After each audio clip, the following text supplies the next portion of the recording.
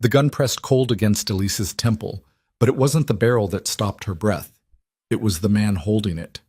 Dante Voss didn't blink, didn't speak, just watched her like she was the first thing in years that made him feel something other than control. Blood pooled near her shoes, Marco's body still warm on the floor. She'd seen too much, knew too much, and somewhere between the trigger and his finger, a choice hung in the air that would either kill her tonight or chain her to him forever. If you want to know whether she survives the next 60 seconds, stay until the end. Drop a like, comment what city you're watching from. I want to see how far this story travels. The city smelled like grease and exhaust, but Elise Carter had stopped noticing years ago. Chicago's South Side didn't offer much in the way of poetry, just cracked pavement, rust-streaked fire escapes, and the kind of cold that bit through cheap coats in October. She'd grown up here, survived here, and some nights she wasn't sure which one cost more. The Monarch sat on the edge of the financial district like a jewel dropped in mud. All black marble and gold fixtures, the kind of place where a single dinner cost more than Elise made in a month. She hated it, hated the way men in $1,000 suits looked through her like she was furniture, hated the way women with surgically perfect faces whispered behind their hands. But hatred didn't pay rent, and it sure as hell didn't cover her brother's medical bills. So she smiled, poured wine, took orders, and swallowed every word she wanted to spit back. Her shift started at 5. By 6, her feet already ached. The lunch crowd had been brutal. Some tech CEO's birthday party that ran 3 hours over and tipped like shit. Now the dinner service loomed, and Elise could feel the weight of it settling into her shoulders like a familiar bruise. "Table 12 needs water," Marianne hissed as she passed, her arms loaded with plates. Marianne was 50-something, sharp-eyed, and the only person in this place who'd bothered to learn Elise's name in the first 6 months. "And don't make eye contact, private party. Management says we're ghosts tonight."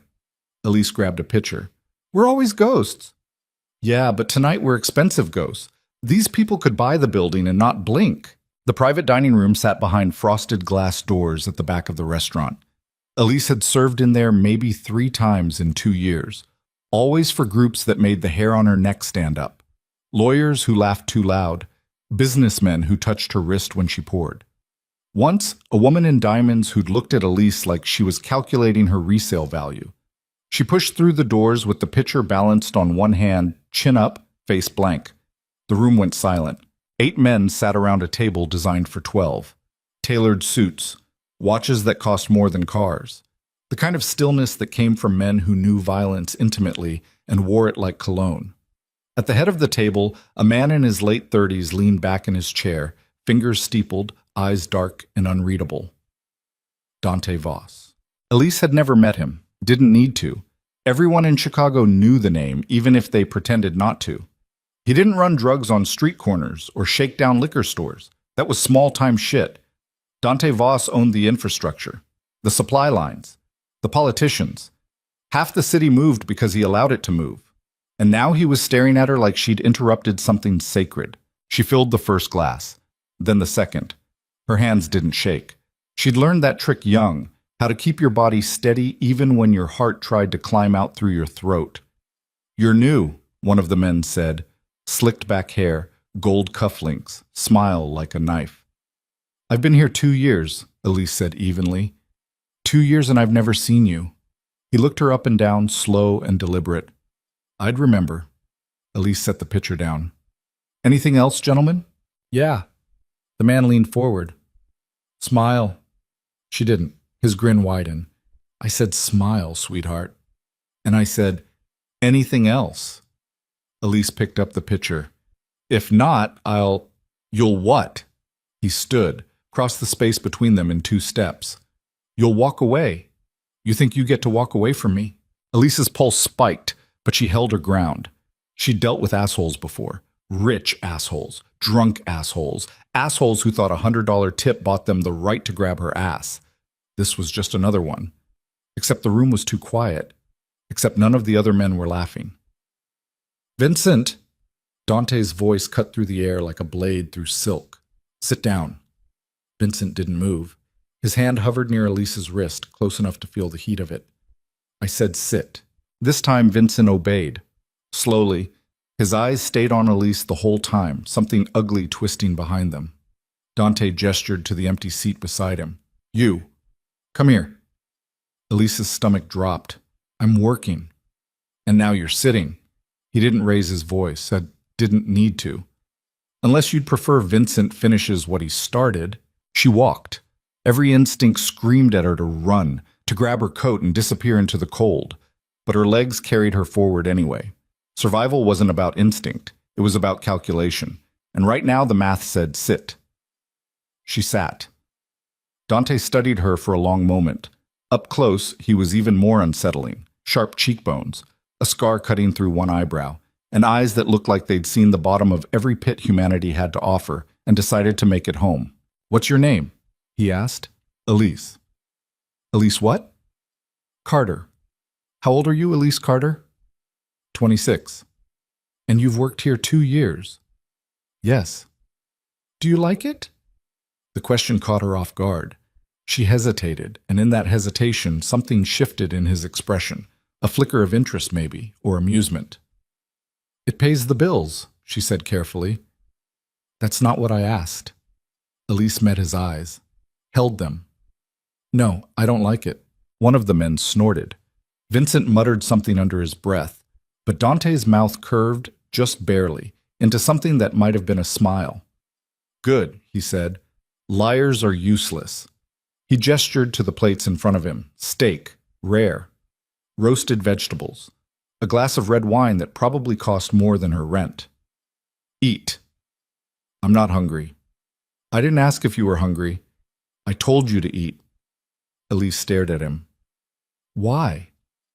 Because I want to see if you'll do it. It was a test. Everything with men like this was a test. Elise reached for the fork, cut a piece of steak, put it in her mouth, chewed, swallowed. Good girl, Vincent sneered. Elise set the fork down and turned to him. Say that again.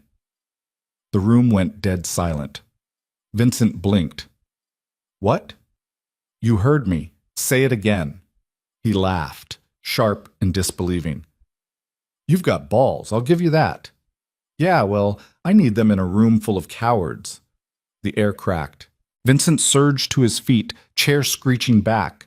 2 other men moved with him, hands disappearing inside their jackets. Elise's heart slammed against her ribs, but she didn't flinch, didn't look away. Dante raised one hand. Everyone froze. He looked at Elise, really looked, like he was cataloging every scar, every bruise her life had left on her. Then he turned to Vincent. She's right, Dante said quietly. You are a coward. Vincent's face went red. Boss? Shut up. Sit down. If you open your mouth again tonight, I'll put a bullet in it. Vincent sat. Dante stood, buttoning his jacket with slow, deliberate movements. He nodded to Elise. Walk with me. It wasn't a request. Elise followed him out of the private room, through the main dining area where other diners pretended not to notice, and out into the cold October night. The city stretched out before them, lights and noise, and 1,000 lives grinding against each other in the dark. Dante lit a cigarette, offered her one. She shook her head. You should be scared of me, he said after a long silence. I am. Then why did you do that? Elise shoved her hands into her apron pockets. Because I'm tired. Of what? Of men like him thinking they own me. Dante exhaled smoke. Men like him do own you. You just don't want to admit it. Fuck you. He turned to face her, and for a moment she thought she'd gone too far. Thought she'd finally hit the line that would get her killed. But instead he laughed, low and rough, like he'd forgotten how. What's your brother's name? He asked. Elise went cold. What? Your brother, the one with the medical bills. What's his name? Her throat closed. How do you... I know everything about everyone who works in my city. His name. Owen.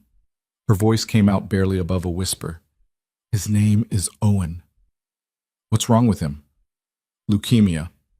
Dante nodded slowly. Flicked ash onto the pavement. How much do you need? I don't... How much? 200,000, maybe more. I don't know. Elise's hands shook. Why are you asking me this? Because tomorrow, You're going to quit your job here. Her stomach dropped. What? You're going to quit, Dante repeated. And you're going to come work for me. Doing what? Whatever I tell you to. Elise stepped back. I'll pay for Owen's treatment, all of it. Best doctors, best hospital. He'll have a chance. In exchange for what? Dante dropped the cigarette, crushed it under his heel. You. The word hung between them like a noose. Elise shook her head. I'm not a whore. I didn't say you were. His voice was calm, patient. I said you're mine. There's a difference. No, there isn't. Then let your brother die. Dante turned toward the black car idling at the curb. It's your choice. He was halfway to the car when Elise heard herself speak. Wait. He stopped. If I do this, she said, hating every word, Owen gets the treatment first. Before I do anything for you. Dante looked back over his shoulder. Deal. And I want it in writing. You don't trust me? I don't trust anyone. That almost smile again. Smart. My lawyer will have the papers ready by noon tomorrow.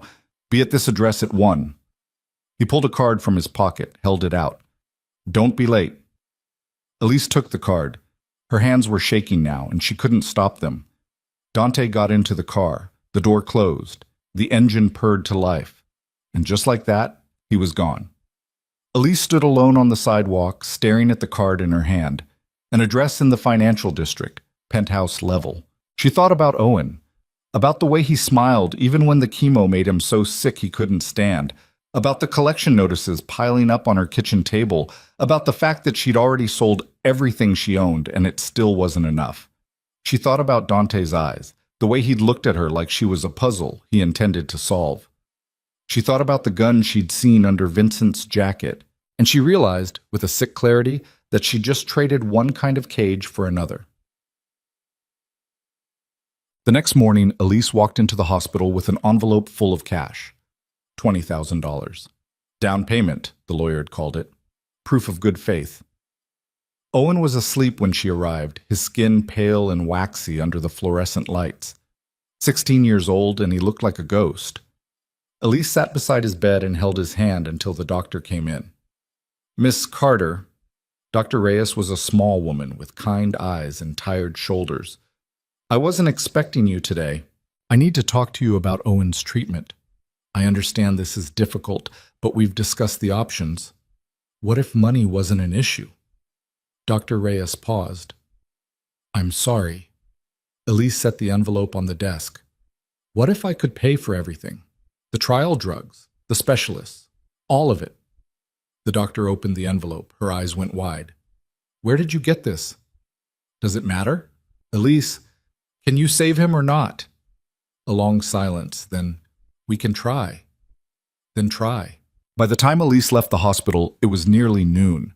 She went home, showered, changed into the only professional outfit she owned, black slacks and a white blouse that had seen better days, and stared at herself in the mirror. Her mother's voice echoed in her head. You're stronger than you think, baby. Don't ever let them make you small. Her mother had died believing that. Elise wished she could. At 12:45, she caught the train downtown. The address on Dante's card led to a building made of glass and steel, all sharp angles and reflective surfaces. The kind of place where people like her didn't exist.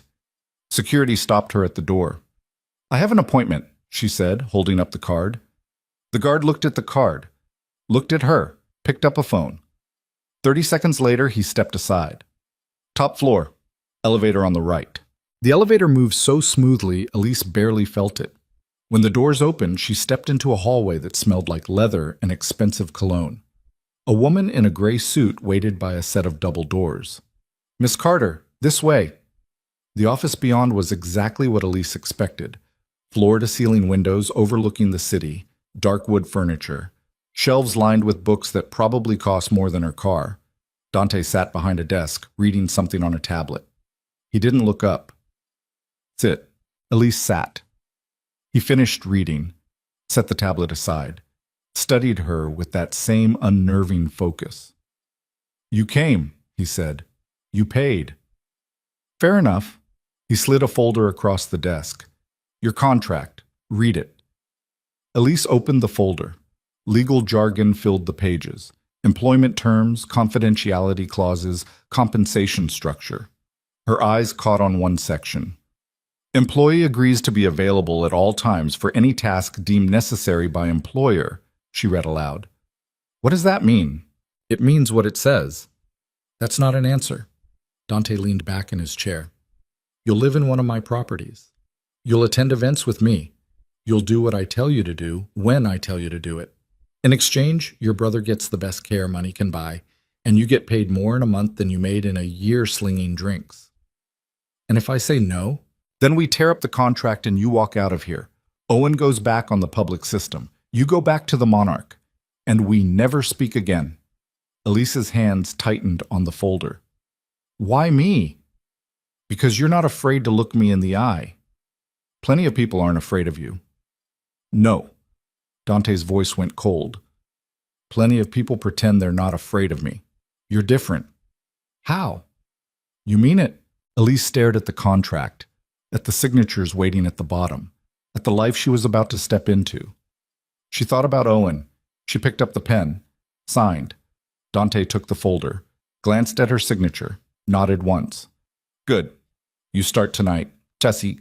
The apartment Dante gave her was in a building 3 blocks from his office. 2 bedrooms, hardwood floors, a kitchen bigger than her old living room. It was beautiful. It was a cage. Elise stood at the window, watching the city lights flicker on as the sun set. Her phone buzzed. A text from an unknown number. Car picks you up at 8. Wear black. D. She didn't own anything expensive. The best she could do was a black dress she'd bought at a thrift store for her mother's funeral. It fit well enough. She put on the only pair of heels she owned and felt ridiculous. The car arrived exactly at 8. A driver in a dark suit opened the door without a word. Elise slid into the back seat and tried not to think about how soft the leather was. They drove through downtown, past neighborhoods Elise recognized, then into areas she'd only seen on TV. Massive estates, gates with security cameras, driveways longer than city blocks. The car stopped in front of a mansion, not a house. A mansion, stone and ivy and windows glowing gold. The driver opened her door. Mr. Voss is inside. Elise walked up the steps on shaking legs. The front door opened before she could knock. A woman in her 60s, silver-haired and sharp-eyed, looked her up and down. You must be Elise. Yes. I'm Margaret. I manage Mr. Voss's household. He's in the study. Follow me. The inside of the house was even more intimidating than the outside. Marble floors, oil paintings, a chandelier that probably weighed more than Elise. Margaret led her down a hallway and knocked on a heavy wooden door. Come in, Dante's voice called. The study was smaller than his office, but no less imposing. Dante stood by a fireplace, drink in hand, wearing a suit that probably cost more than 3 months of Elise's old salary. You're on time, he said. Good. Margaret left, closing the door behind her. Dante gestured to a chair. Sit. Elise sat. He studied her for a moment, then set his drink down. Do you know why you're here? You said you had a job for me. I do.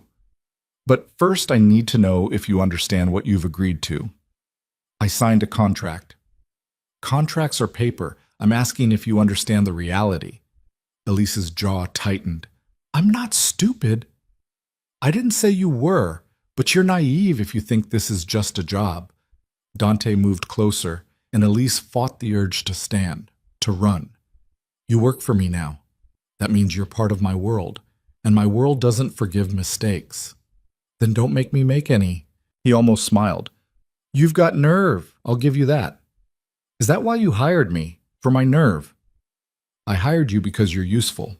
Whether you stay useful depends on how quickly you learn. Learn what? When to speak, when to shut up, when to trust me. He paused. And when to be afraid. Elise stood. I'm not going to be your pet. I never said you were. Then what am I? Dante looked at her for a long time. Insurance. Against what? People I don't trust. Before Elise could respond, the door burst open. Vincent stormed in, face flushed, eyes wild. We've got a problem. Dante's expression didn't change. I'm busy. Marco's dead. The air went cold. Dante turned slowly. What? Shot. 20 minutes ago. We found him in the warehouse on 5th. Who? We don't know, but whoever did it took the shipment. Dante's jaw tightened. All of it? Every goddamn crate. Elise stood frozen as the two men stared at each other. She didn't understand half of what they were saying, but she understood enough. Someone had crossed Dante. Someone had killed one of his men and stolen from him. And judging by the look on Vincent's face, people were about to die for it. Dante grabbed his coat. Get the car. Vincent nodded and disappeared. Dante turned to Elise. Stay here. Margaret will take care of you. Where are you going? To fix a problem. What kind of problem? He stopped at the door, looked back. The kind that bleeds. And then he was gone. Elise stood alone in the study, her heart pounding, her mind racing. She'd been in Dante's world for less than 12 hours, and already she could feel it closing around her like a fist. Margaret appeared in the doorway. Come with me, dear. I'll show you to your room. Elise followed in a daze. The room was on the second floor overlooking the gardens. It was bigger than her entire old apartment. A 4-poster bed, a bathroom with a tub the size of a small pool, windows that looked out over the city. Mr. Voss wants you comfortable, Margaret said. If you need anything, just press the button by the bed. When will he be back? When he's finished. Finished with what? Margaret gave her a sad smile. You'll learn not to ask questions like that. She left. Elise locked the door and sat on the edge of the bed, her hands shaking. She pulled out her phone and texted Owen's nurse. How is he? The reply came a minute later. Stable. Starting new treatment tomorrow. Doctor says it's promising. Elise closed her eyes. Promising. That was more than she'd had in months. She thought about Dante's face when Vincent said Marco was dead. Thought about the coldness in his eyes. She thought about the gun she'd seen under Vincent's jacket last night, and she realized, with a clarity that made her stomach turn, that she'd just stepped into a war. Dante came back at 3 a.m. Elise wasn't asleep. Couldn't sleep. She heard the cars pull up, heard voices in the hallway, heard footsteps on the stairs. Then a knock on her door. She opened it. Dante stood there, suit jacket gone, shirt stained with something dark. Blood, maybe. His face was unreadable. Get dressed, he said. Why? Because I need you to do something for me. Now? Yes. Elise grabbed a sweater and followed him downstairs. The house was full of men, hard-faced, armed, moving with the kind of precision that came from military training or something worse. They barely glanced at her as she passed. Dante led her to a black SUV idling in the driveway. Get in. She got in. They drove in silence through empty streets, the city a blur of lights and shadows. Elise didn't ask where they were going, didn't ask what he needed her to do. She was learning. They stopped at a warehouse on the edge of the industrial district, the kind of place where people went to disappear. Dante opened her door. Come with me. Inside the warehouse was cavernous and cold. Metal beams stretched overhead. The floor was concrete stained with oil and rust. And in the center of the room, tied to a chair, was a man Elise had never seen before. He was young, maybe 30, with a split lip and a black eye. Blood dripped from his nose. He looked up as they approached, and Elise saw terror in his eyes. Dante stopped a few feet away. This is Kyle. Kyle works for Victor Hale. The name meant nothing to Elise. Kyle was supposed to deliver a shipment to me tonight. Instead, he delivered it to Victor. And now Marco is dead.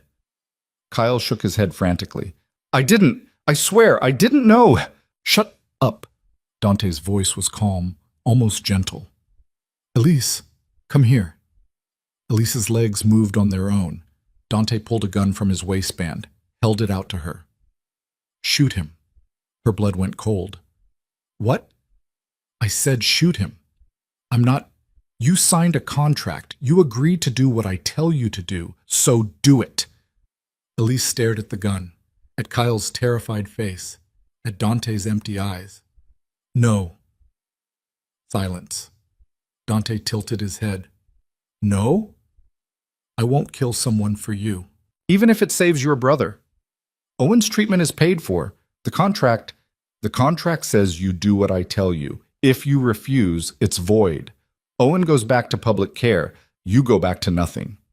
Dante's voice didn't rise, didn't need to. So I'll ask you again, shoot him. Elise's hands shook. Why? Why are you doing this? Because I need to know if you'll break.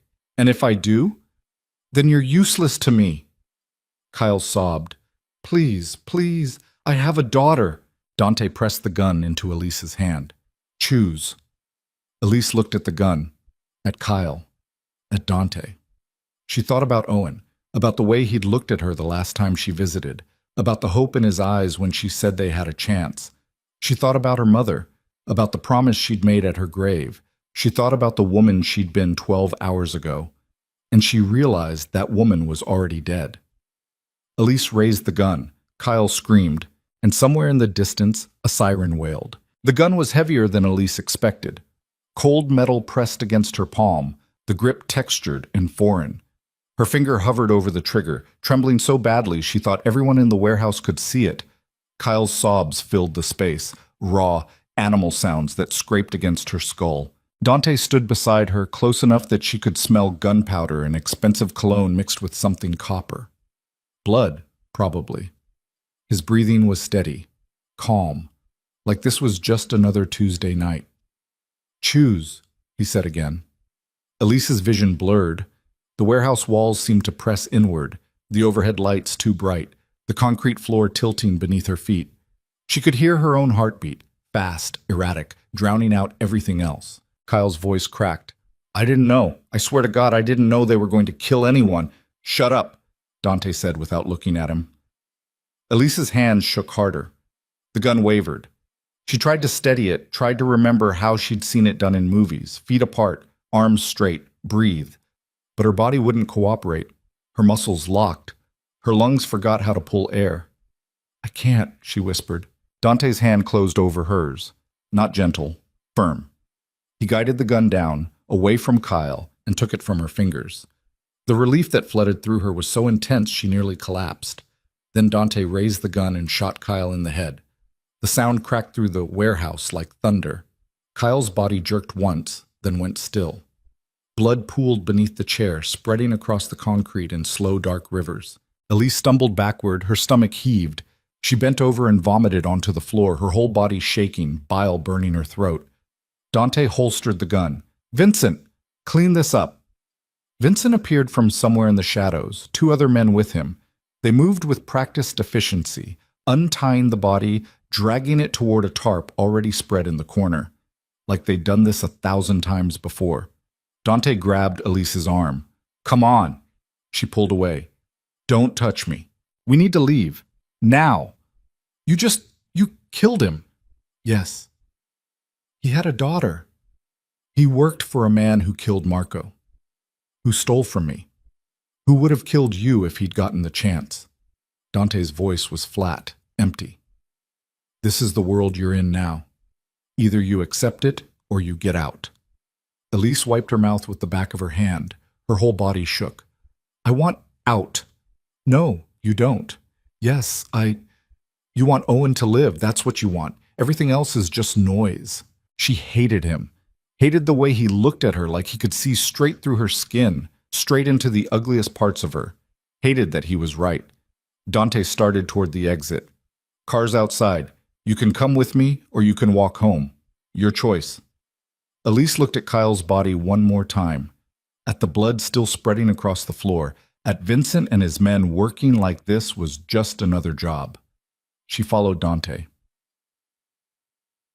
The drive back was silent. Elise pressed herself against the car door as far from Dante as the back seat would allow. Her hands still shook. She could still hear the gunshot echoing in her head, could still see the way Kyle's body had jerked. Dante stared out the window, his face unreadable in the passing streetlights. When they pulled up to the mansion, Elise was out of the car before it fully stopped. She stumbled up the steps, through the front door, past Margaret, who called after her with concern in her voice. She made it to her room, locked the door, and collapsed on the bathroom floor. The shaking wouldn't stop. Her teeth chattered. Her breath came in short, sharp gasps that sounded like someone else's. A knock on the door. Go away, she managed. It's Margaret, dear. I brought tea. I don't want tea. I'm leaving it outside the door. And some crackers. You should eat something. Footsteps retreated down the hallway. Elise sat on the cold tile until the shaking finally subsided.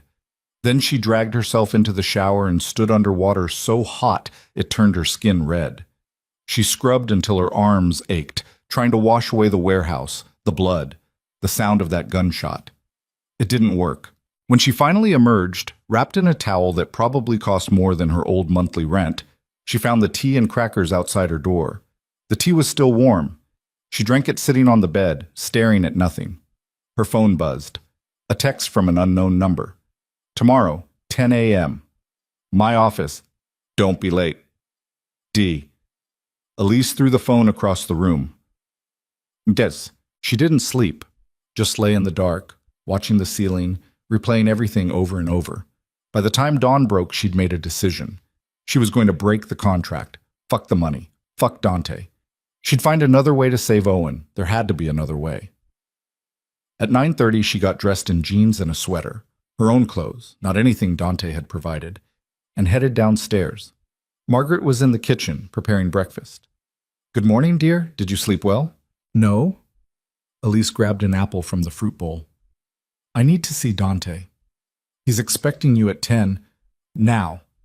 Margaret studied her for a moment, then nodded. He's in the study. Elise found him exactly where she expected, standing by the fireplace, reading something on his tablet. He looked up when she entered, but didn't speak. I'm done, Elise said. Dante set the tablet down. With what? This. All of it. I want out of the contract. No. I didn't ask. I'm telling you, and I'm telling you no.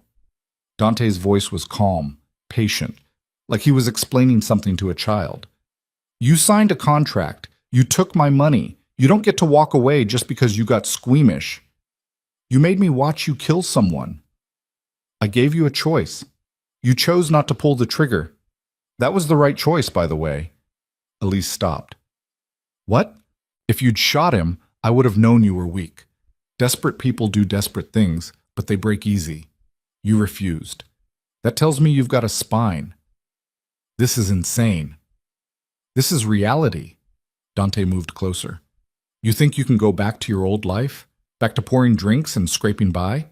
You think Owen's treatment just keeps going if you leave? You said, I said I'd pay for it if you worked for me. You stop working, the money stops. Simple as that. Elise's hands clenched into fists. You're a monster. Yes, but I'm a monster who keeps his word. As long as you're useful to me, Owen lives. You walk away, he dies. That's the deal. I could go to the police. Dante smiled, actually smiled. And tell them what? That you witnessed a murder? That you were there when I shot a man who stole from me? You think they'll protect you? You think you'll make it to trial? He was right. She knew he was right. The police wouldn't help her. They'd either be on Dante's payroll or too scared to touch him. And even if they weren't, she'd be dead before she could testify. Elise sank into a chair, the fight draining out of her. I hate you. I know. Dante returned to his tablet. 10 o'clock. My office downtown. Wear something professional. We have a meeting. What kind of meeting? The kind where you smile and keep your mouth shut. Yeah. The office building looked different in daylight, less imposing somehow. Just glass and steel and the usual flow of people in business attire, clutching coffee cups and staring at their phones. Elise rode the elevator to the top floor in silence. The same woman in the gray suit met her at the doors. Miss Carter, right on time. Mr. Voss is with a client. You can wait in the conference room. The conference room was all windows and leather chairs. Elise sat at the far end of the table and tried not to think about last night. Tried not to see Kyle's face every time she closed her eyes. The door opened. Dante entered, followed by two men Elise didn't recognize. One was older, silver-haired, wearing a suit that screamed money and power. The other was younger, maybe 40, with sharp features and eyes that cataloged everything. Gentlemen, Dante said, this is Elise Carter. Elise, this is Senator Bradford and his chief of staff, Michael Chen. A senator. Elise kept her face neutral and stood to shake hands. Pleasure, Bradford said, his smile polished and empty. They sat. Dante at the head of the table, Bradford and Chen on one side, Elise on the other, She felt like she was on display. "Thank you for making time," Bradford said. "I know you're busy." "I'm always busy," Dante replied. "What do you need?" "There's a vote coming up. Infrastructure bill. It's going to pass, but the allocation is still being debated. And you want to make sure certain projects get funded." "Certain projects that would benefit both of us." "Yes." Dante leaned back in his chair. "How much?" 30 million in federal contracts. I make sure they go to your construction companies. You make sure I have the campaign funds to keep my seat next year." "Standard arrangement, with one caveat." Bradford glanced at Chen, who pulled a folder from his briefcase. "There's been some noise lately, journalists asking questions about where my donations come from. I need to clean up my image, distance myself from anything that could be considered controversial." Dante's expression didn't change. "You mean me?" "Publicly, yes. Privately, we continue as we have, but I need plausible deniability, no direct contact, no paper trails." "That's what Elise is for." Elise's stomach dropped. Bradford looked at her with renewed interest. "She'll be our liaison? She'll handle all communication between your office and mine. Anything you need, you go through her. Anything I need, I send her to you. As far as anyone knows, she's just a consultant, an advisor. Nothing connects her to me beyond a professional relationship." "And you trust her?" "Completely." The lie was so smooth, Elise almost believed it herself. Bradford smiled. "Excellent. Michael will set up the first meeting for next week. We'll need to go over the project details, make sure everything's aligned." "Looking forward to it," Elise heard herself say. The meeting wrapped up quickly after that. Handshakes all around. Bradford and Chen left, taking their polished corruption with them. Dante waited until the door closed. "You did well." "I didn't do anything." "Exactly. You kept quiet and let them assume you were on board. That's all I needed." Elise stood. "You're using me to launder your criminal connections through a senator. I'm using you to maintain a business relationship that benefits everyone involved." "That's the same thing." "Maybe, but it's the thing that keeps Owen alive."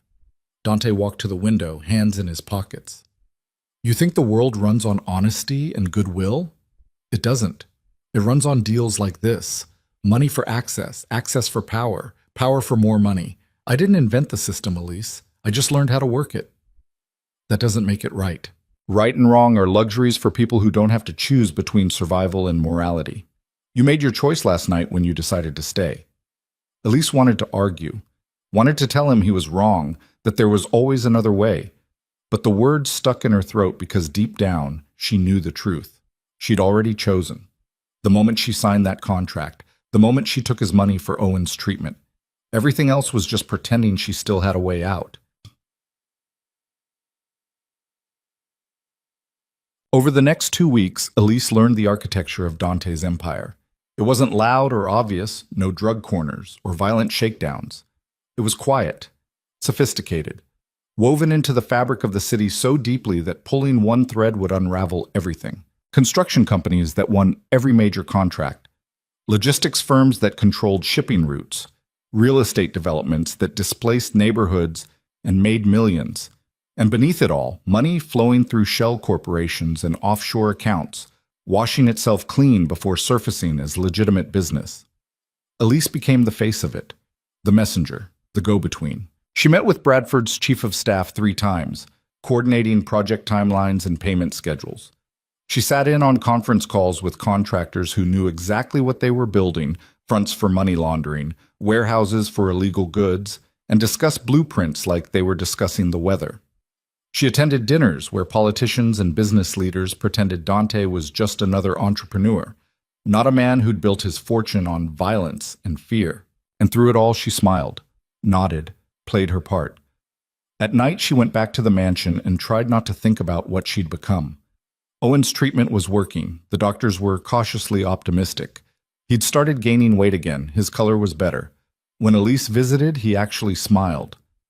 "You look tired," he said one afternoon, hooked up to an IV that dripped poison into his veins to kill the poison in his blood. "I'm fine." "You're a terrible liar." Owen reached for her hand. His skin was warm, alive. "What's going on?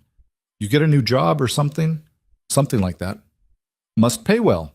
The nurses told me about the new treatment plan, said it's the best available." "Yeah. How'd you afford it?"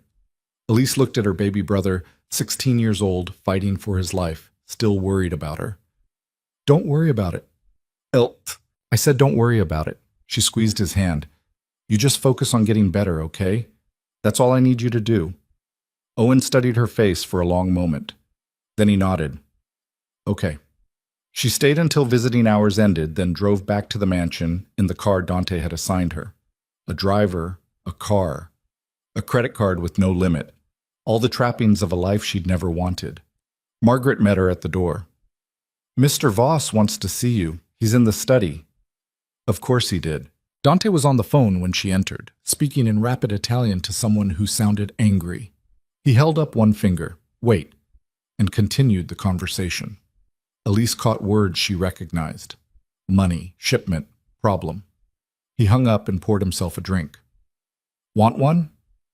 No. How's Owen? Better. Good. Dante took a sip. We have a situation. What kind of situation? The kind that requires your particular skills. Elise's jaw tightened. Which are? Not being me. He set the glass down. Victor Hale is throwing a party tomorrow night. Charity gala. Very public. Very legitimate. I need someone inside. Why? Because Marco's death wasn't random. Victor's been making moves, poaching my distributors, undercutting my prices. He's trying to start a war, and I need to know how far along his plans are. So send Vincent, or one of your other guys. Victor knows my guys. He doesn't know you. As far as anyone's aware, you're just my consultant.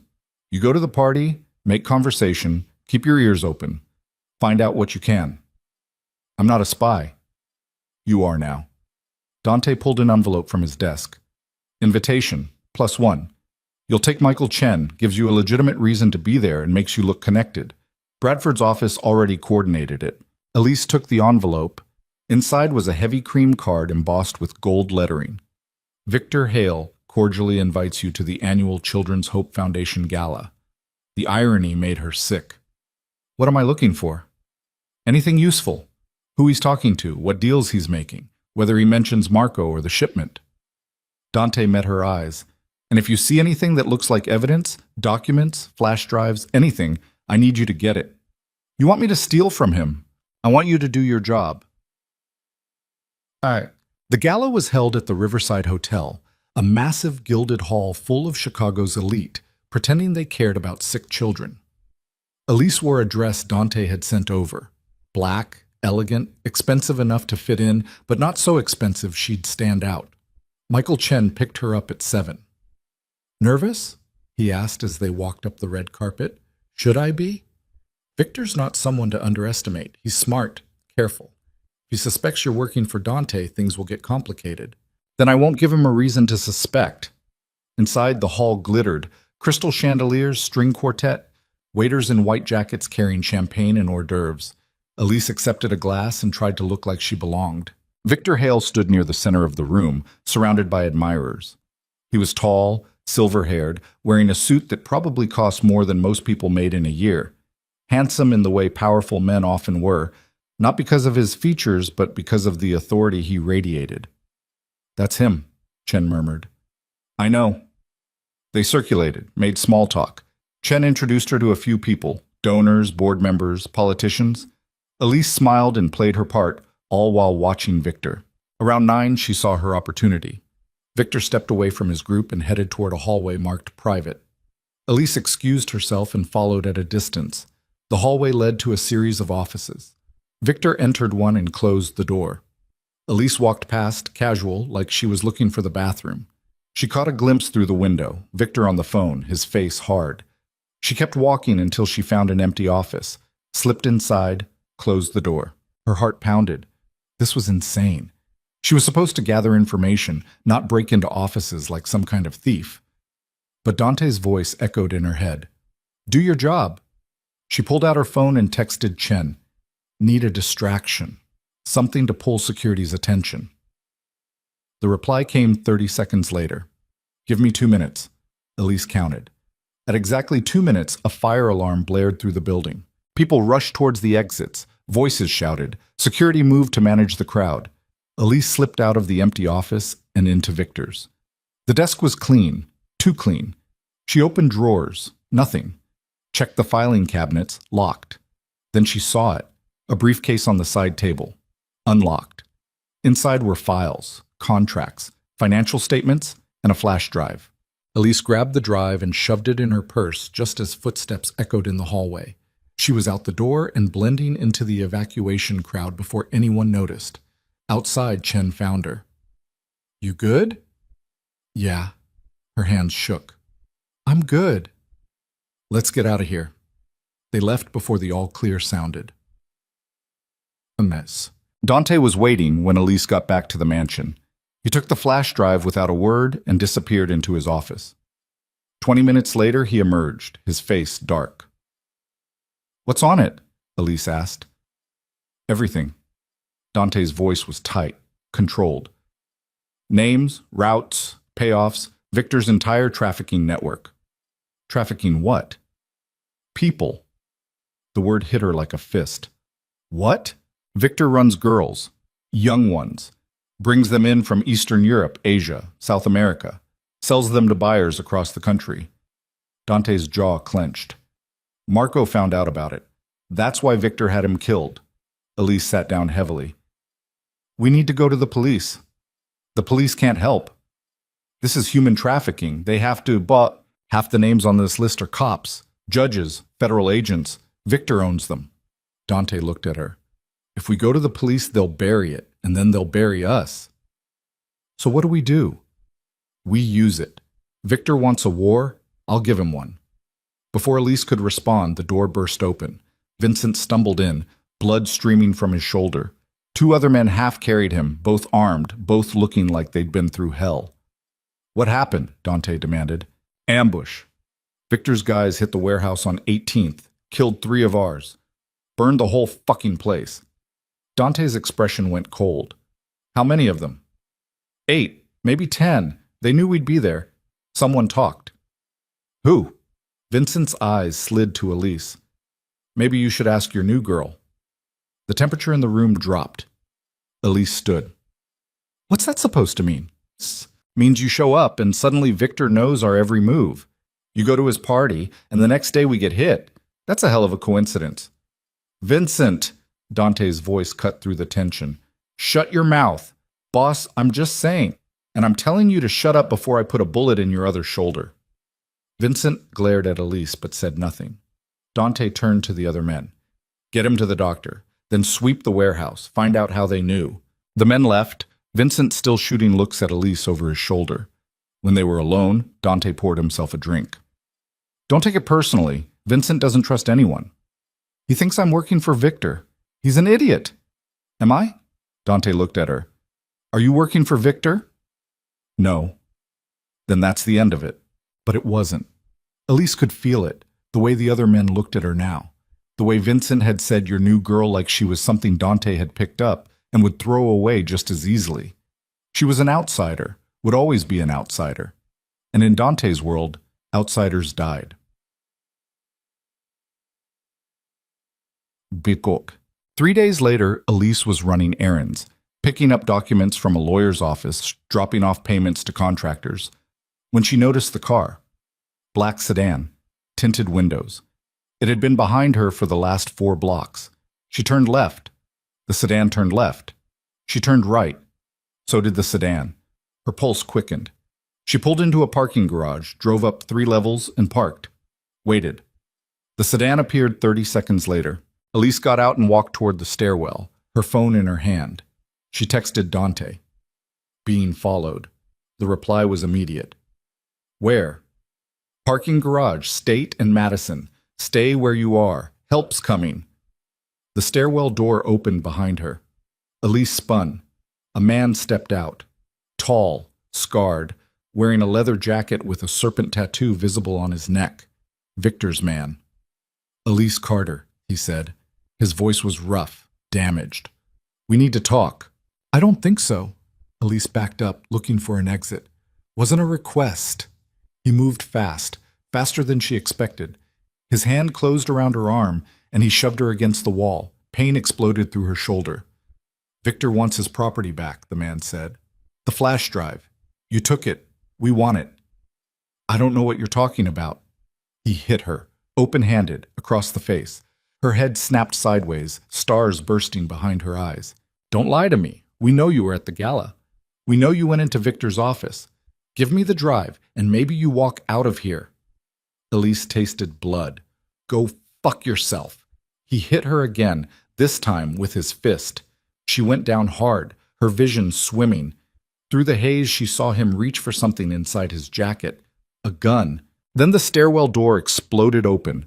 Dante came through like a storm, 2 men behind him. Gunfire cracked through the garage, loud, deafening, echoing off concrete. Victor's man dropped. Dante was beside Elise in seconds, pulling her to her feet. Can you walk? She nodded, even though her head spun. Car. Now! They ran. Tsiki. Back at the mansion, Dante's doctor, a quiet man who asked no questions, patched up Elise's face. Split lip, bruised cheek, mild concussion. You'll be sore for a few days, the doctor said. Ice and rest. When he left, Dante sat across from her, his expression unreadable. This is my fault, he said finally. What? I sent you to that party, put you in Victor's crosshairs. Now he knows you're involved. I knew the risks. Did you? Dante leaned forward. Because it's about to get worse. Victor won't stop. He'll come for you again. And next time, I might not get there in time. Elise touched her swollen lip, winced. So what do we do? You move in here. Full time. No more going out alone, no more errands. You stay inside these walls where I can protect you. That's a prison. That's survival. Elise wanted to argue, wanted to tell him she wouldn't live in a cage. But then she remembered the feel of that gun pressing against her skull, the cold certainty in Victor's man's eyes that he would pull the trigger. Okay, she whispered. Dante stood. I'll have your things moved from the apartment. You'll stay in the east wing, more secure. He was halfway to the door when Elise spoke. Dante. He stopped. The flash drive, the trafficking network, we can't just sit on that information. What do you suggest? There has to be someone we can trust, someone who isn't on Victor's payroll. Dante was quiet for a long moment. Then he pulled out his phone and scrolled through something. His face changed, just slightly, but enough that Elise noticed. What is it? She asked. He turned the phone toward her. On the screen was a photo. A young woman, maybe 19 or 20, dark hair, scared eyes. Her name was Celine, Dante said, his voice rough. My sister. Elise's breath caught. Was? Victor took her. 6 years ago.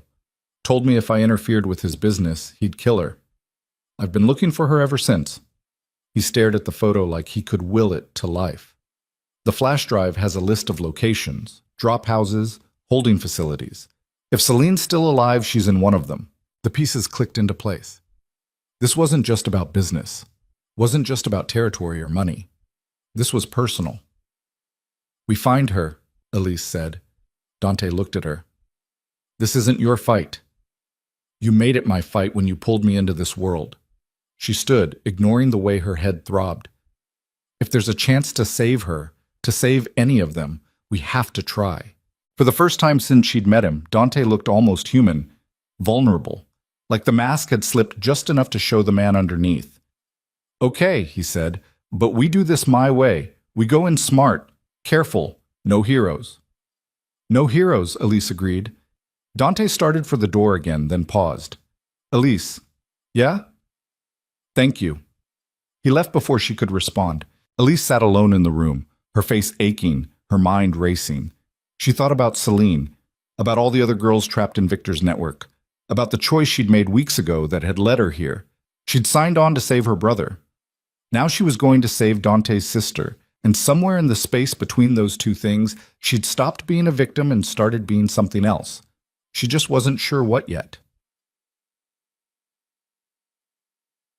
Over the next 48 hours, Dante mobilized. He pulled in every resource he had. Hackers to track Victor's movements, informants to confirm locations, soldiers to prepare for what came next. Elise stayed in the East Wing like he'd ordered, but she wasn't idle. She pored over the files from the flash drive, cross-referencing names and addresses, building a map of Victor's operation. It was massive. Bigger than she'd imagined. Dozens of locations across 3 states. Hundreds of girls cycled through the system every year. Some sold, some killed, some just disappeared. And buried in the middle of it all was a note. Handwritten. Addressed to someone called MR. Package delivered. Subject stable. Awaiting further instructions. The date was 6 months ago. Elise showed it to Dante. What's MR? He stared at the note for a long time. Marco Rinaldi. Your guy who was killed? Yeah. Dante's voice was tight. He was investigating Victor's network, trying to find Celine. That's why Victor had him executed. So Marco found something. Maybe. Dante looked at her. Or maybe he got too close, and Victor silenced him before he could report back. Either way, we need to find out what he knew. Dante made a call. 20 minutes later, Vincent arrived with a box. Marco's personal effects. Files, notes, a laptop. They went through everything. Most of it was routine, financial records, meeting notes, contacts. But buried in the laptop's files was a folder labeled SV Celine Voss. Inside were photos, surveillance shots of a warehouse in Gary, Indiana, a manifest showing deliveries, girls, listed by age and physical description like livestock, and a map with one location circled in red. That's it, Dante said. That's where she is. Elise looked at the date on the manifest. This was 3 weeks ago. She could be anywhere by now. Or she's still there. It's a holding facility. They keep girls there before moving them to buyers. So we go in. We go in smart. Dante closed the laptop. Vincent, I need 20 men, armed, ready to move in 6 hours. Vincent hesitated. Boss, if we hit Victor's warehouse, he'll retaliate, could start a full-scale war. Then let it start. Wag. They left at midnight. 4 cars, 22 men, enough firepower to level a city block. Elise rode with Dante, Vincent in the front passenger seat, tension thick enough to choke on. The warehouse sat on the outskirts of Gary, surrounded by abandoned factories and empty lots. No lights, no obvious security. Too quiet. Something's wrong, Vincent muttered. Dante didn't respond. He pulled a gun from under his seat and checked the magazine. Everyone stays sharp. We go in, we get the girls, we get out. No unnecessary risks. They moved in formation, half the men around back, half through the front. Elise stayed with Dante despite his orders to wait in the car. She wasn't sitting this one out. The front door was unlocked. Inside the warehouse was dark, empty. Their footsteps echoed on concrete. Spread out, Dante ordered. Check every room. Elise followed him through a maze of corridors, storage rooms, offices, all empty. Then they found the basement. The stairs descended into darkness. Dante clicked on a flashlight and led the way down. At the bottom was a hallway lined with doors, steel doors with locks, and behind them, voices, crying. Dante ran to the first door and shot the lock off. Inside, 3 girls huddled in the corner, young, terrified. It's okay, Elise said, stepping forward. We're here to help. More doors, more girls, 15 in total, but no Celine. Dante checked every face, every corner. His expression grew darker with each empty room. She's not here, Vincent said. Keep looking. They searched the entire basement, found evidence, chains, cameras, logs documenting every girl who'd passed through, but Celine wasn't among them. Dante slammed his fist against the wall. God damn it! Then Elise saw it. A folder on a desk in the corner office, labeled Transfers. She opened it. Inside was a list of names and destinations. And at the bottom, S. Voss, transferred to Riverside location. Buyer, private. Dante. Elise held up the folder. He read it. His face went pale. Riverside. That's Victor's personal estate. She's alive. She's with Victor. Dante's hands shook. He's been keeping her there all this time. Vincent appeared in the doorway. Boss, we need to move. Police are going to show up any minute. Get the girls out. Take them somewhere safe. Medical attention, food, whatever they need. What about you? Dante looked at Elise, then at the folder in her hands. I'm going to get my sister back. Boik. The plan was suicide. Everyone said so. Victor's estate was a fortress. Walls, guards, cameras, the works. Going in would be a death sentence. Dante didn't care.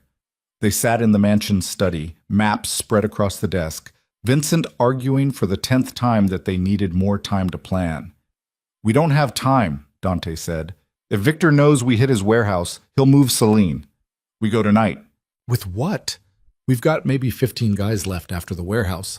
Victor has double that, plus home field advantage." "Then we make it count." Elise stood. "I'm coming with you." "No." "Yes. You need someone Victor doesn't know, someone who can get inside." "Absolutely not." "Dante." She met his eyes. "You said I was useful, so let me be useful." The room fell silent. Finally, Dante nodded. "Fine, but you do exactly what I say. No improvising." "Deal." They spent the next 3 hours preparing. Weapons, routes, backup plans.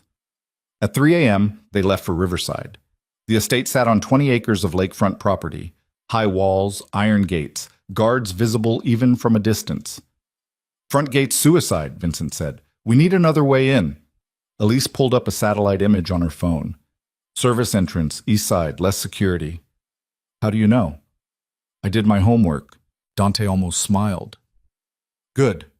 Vincent, take half the men through the service entrance. I'll take the rest through the north wall. Elise comes with me." They split up. Elise climbed the north wall behind Dante, her heart pounding so hard she thought it might break through her ribs. On the other side, the estate sprawled. Gardens, fountains, a massive house lit up like a palace. They moved through the shadows, avoiding patrols, heading for the main house. That's when the lights came on. Floodlights. Everywhere. Blinding. And from the house, Victor's voice echoed through speakers. "Dante Voss, I've been expecting you." Gunfire erupted. Elise hit the ground, bullets tearing through the air above her. Dante pulled her behind a fountain as his men returned fire. "It's a trap," Vincent's voice crackled over the radio. "They were waiting for us." "Fall back," Dante ordered. But before they could move, the main doors of the house opened, and Victor walked out. He wasn't alone. Beside him, held at gunpoint by a man twice her size, was a young woman with dark hair and terrified eyes. "Celine." "Let's make a deal," Victor called. "The flash drive for your sister." Dante froze. Elise looked at him, saw the calculation behind his eyes, saw the choice tearing him apart, and she realized with absolute certainty that whatever happened next would change everything. "Don't do it," she whispered, but Dante was already standing. "I have the drive," he shouted. "Let her go first." Victor smiled. "I don't think so." Then everything exploded into chaos, gunfire, screaming, blood and smoke, and the gunfire started before Dante finished his sentence.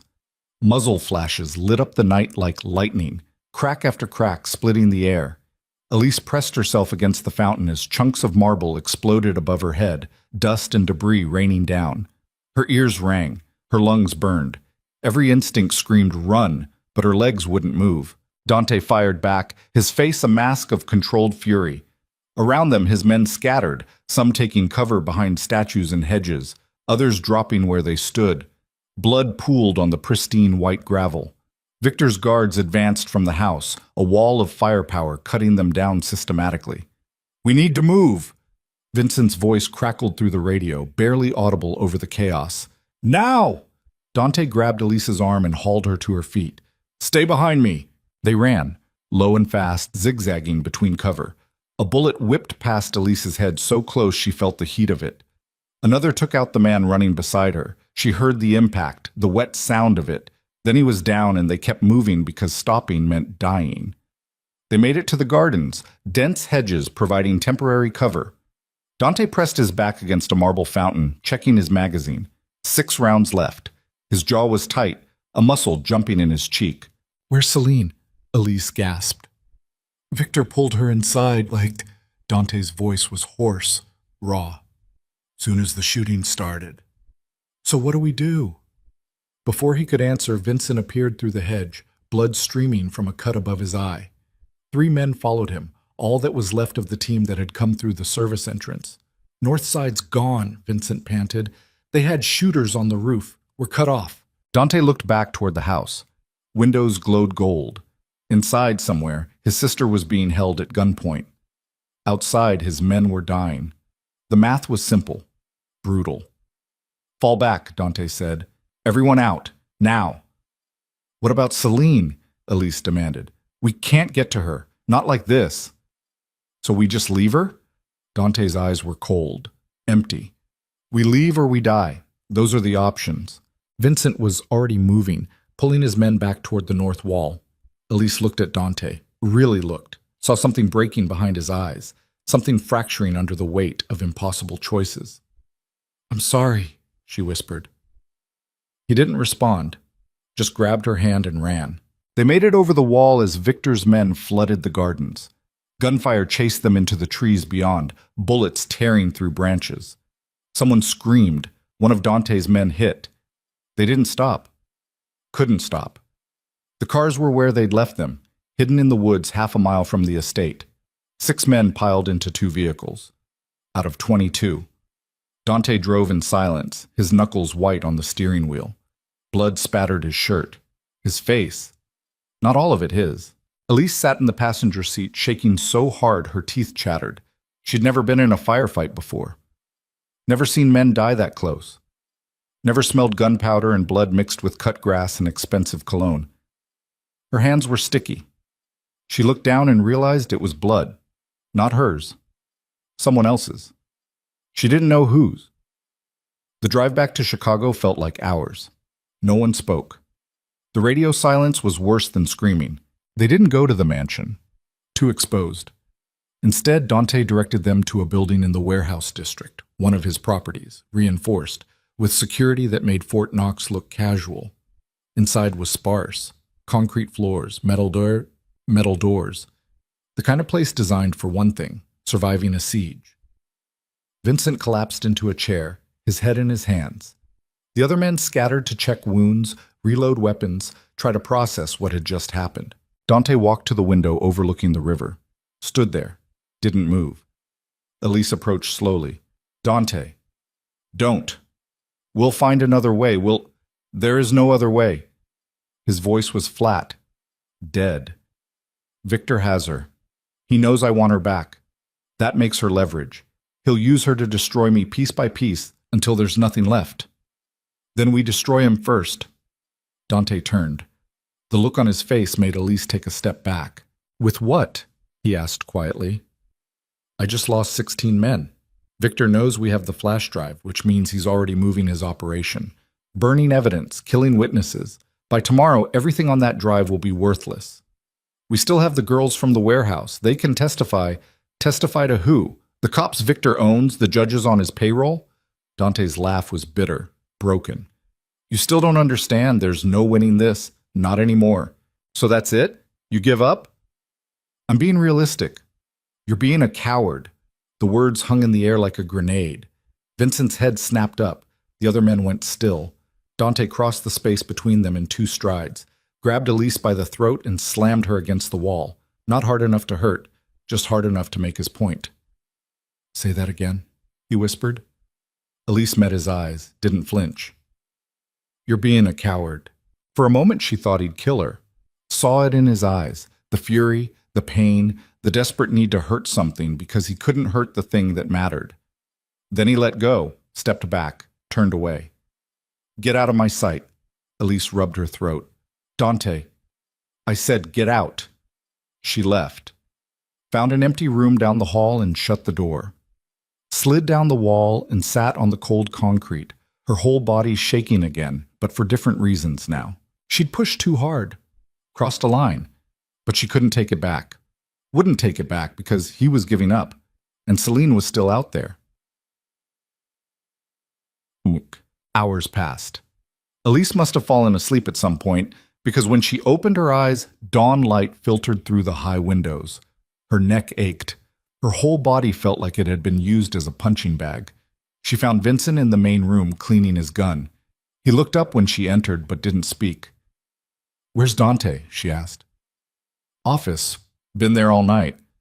Elise walked down this hall and found the office door half open.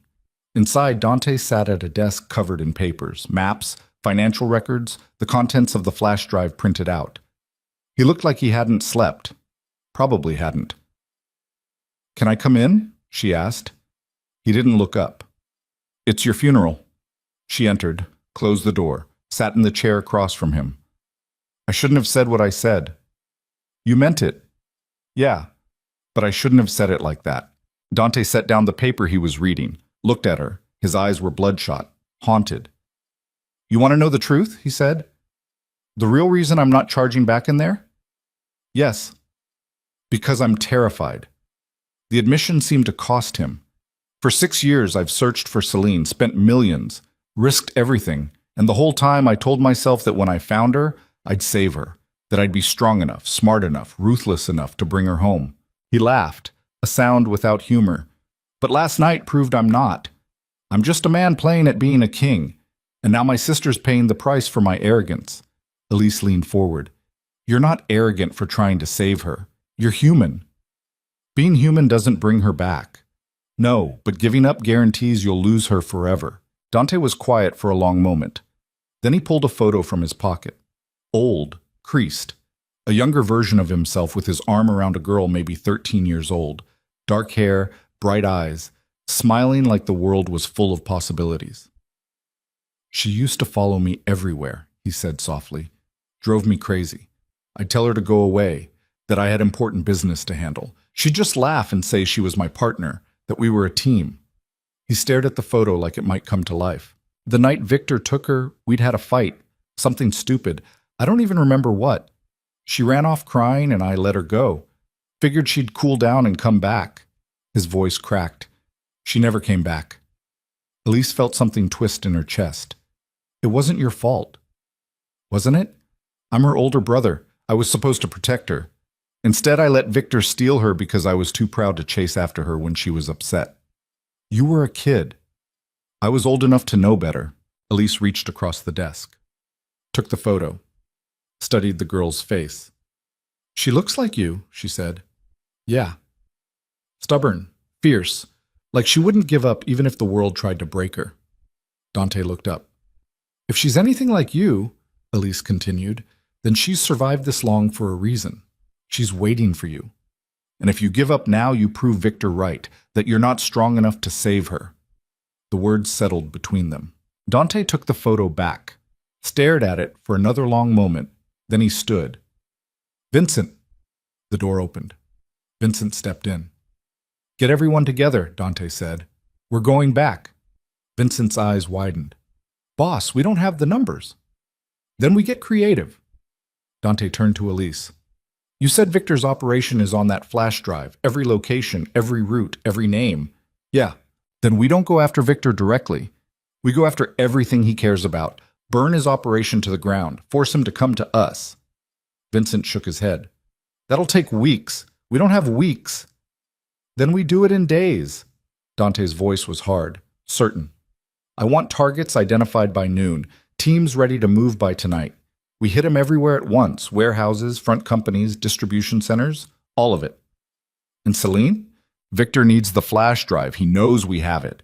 We make enough noise, cause enough damage, he'll have no choice but to negotiate. Elise stood. What do you need me to do? Dante looked at her. Something shifted in his expression. Respect, maybe, or recognition. Help me plan. You've got a good head for details. We need to hit the right targets in the right order to cause maximum damage without getting ourselves killed.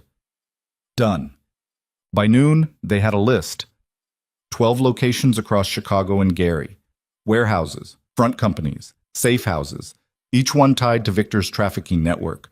Dante divided his remaining men into teams, 4 men per target. Hit fast. Hit hard. Get out before police or Victor's reinforcements arrived. We're not trying to hold territory, he explained. We're sending a message. Victor wants a war? This is what war looks like. Vincent looked skeptical but didn't argue. They spent the afternoon gathering supplies, weapons, explosives, fuel. By the time the sun set, they were ready. Dante pulled Elise aside before they left. You're staying here. Like hell. This isn't up for debate. You're not trained for this. I was at the warehouse. I was at the estate. And you got lucky. This is different. These are coordinated strikes on hardened targets. You go in without training, you die. Simple as that. Elise wanted to argue, but she saw the logic, saw the concern beneath his stubbornness. "Fine," she said, "but you better come back." "That's the plan." He turned to leave. She grabbed his arm. "Dante, be careful." He almost smiled. "Careful's not really my style." Then he was gone. Elise waited in the warehouse, pacing, checking her phone every 30 seconds. Vincent had left her a radio so she could monitor communications, but the chatter was sparse. Coded phrases, terse confirmations. Target 1 down. Target 3 in progress. Target 5 clear. Each update meant another piece of Victor's empire burning. Elise imagined warehouses going up in flames, front companies being raided, safe houses emptied and torched. It was working. Then the radio crackled. Dante's voice, tense. "We've got a problem." Elise grabbed the radio. "What kind of problem?" "Target 7 was supposed to be a distribution center. It's not. It's residential. Families, kids." Her stomach dropped. "Get out of there." "Already leaving, but someone set us up. This address came from the flash drive, and the flash drive came from Victor's office. Maybe it was a mistake. Or maybe it was bait." Dante's voice was grim. "Vincent, pull everyone back. Now." But it was too late. Elise heard it through the radio, sirens. Lots of them. Then shouting, gunfire.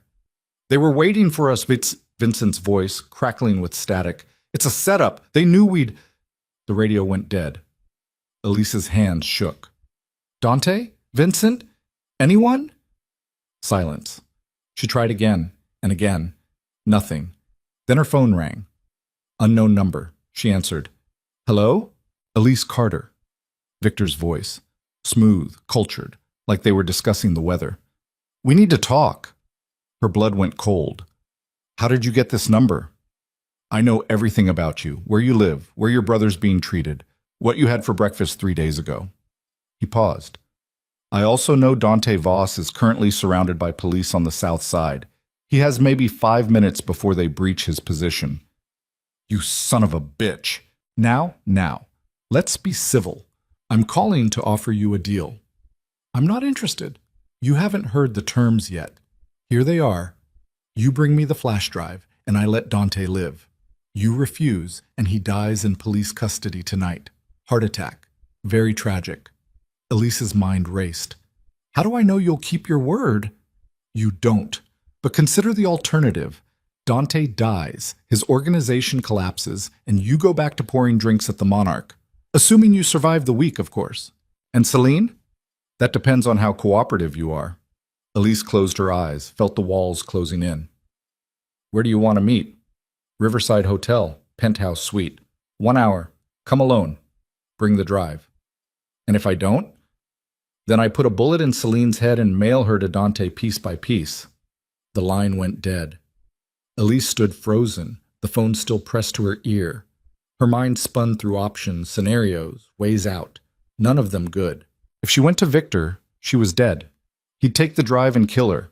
If she didn't go, Dante was dead. Celine was dead. Everything they'd fought for was finished. She looked around the warehouse, at the maps on the walls, the weapons on the table, the evidence of a war they were losing. Then she made her choice. She grabbed the flash drive from Dante's desk, checked the gun he'd left her, loaded, safety on, tucked it into the back of her jeans, and walked out into the night. The Riverside Hotel looked the same as it had during the gala. Same gold fixtures, same marble floors, same pretense of elegance hiding rot underneath. Elise took the elevator to the penthouse, her heart hammering against her ribs, the gun pressed cold against her spine. The flash drive felt like it weighed 1,000 pounds in her pocket. The elevator doors opened. Victor stood in the center of the suite, wearing a suit that probably cost more than Owen's first round of treatment. 2 men flanked him, armed, professional, eyes tracking Elise's every movement, and in the corner, tied to a chair, was Celine. She looked worse than her photo, thin, bruised, her hair matted and dirty, but alive. Her eyes met Elise's, dark and terrified, and still fighting. "Miss Carter?" Victor smiled. "Thank you for being punctual." Elise pulled out the flash drive, held it up. "Here's your leverage. Let them go." "Them?" "Dante and Celine. That was the deal. I don't recall promising Celine's release. I said her fate depended on your cooperation. She stays with me. Insurance, in case Dante gets any more bright ideas. Elise's hand moved toward the gun at her back. Both of Victor's men drew faster. She froze. I wouldn't, Victor said mildly. My men are excellent shots. You'd be dead before you cleared leather, as they say. Elise raised her hand slowly. What do you want? The drive. Obviously. She tossed it to him. He caught it, examined it, then handed it to one of his men. Verify it. The man pulled out a laptop and plugged in the drive. 30 seconds later, he nodded. Excellent. Victor pocketed the drive.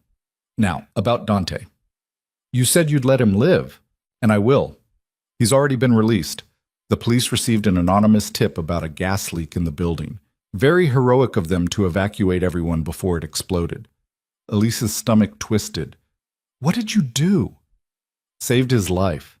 Exactly as promised. Of course, he lost 5 more men in the confusion, but that's hardly my fault. You bastard! I'm a businessman. I eliminate threats efficiently. Victor moved closer. Which brings us to you. What about me? You're the interesting variable in this equation. Dante cares about you. I can see it. The way he looks at you, the way he risks his men to keep you safe. That makes you valuable. I'm not going to be your hostage. No.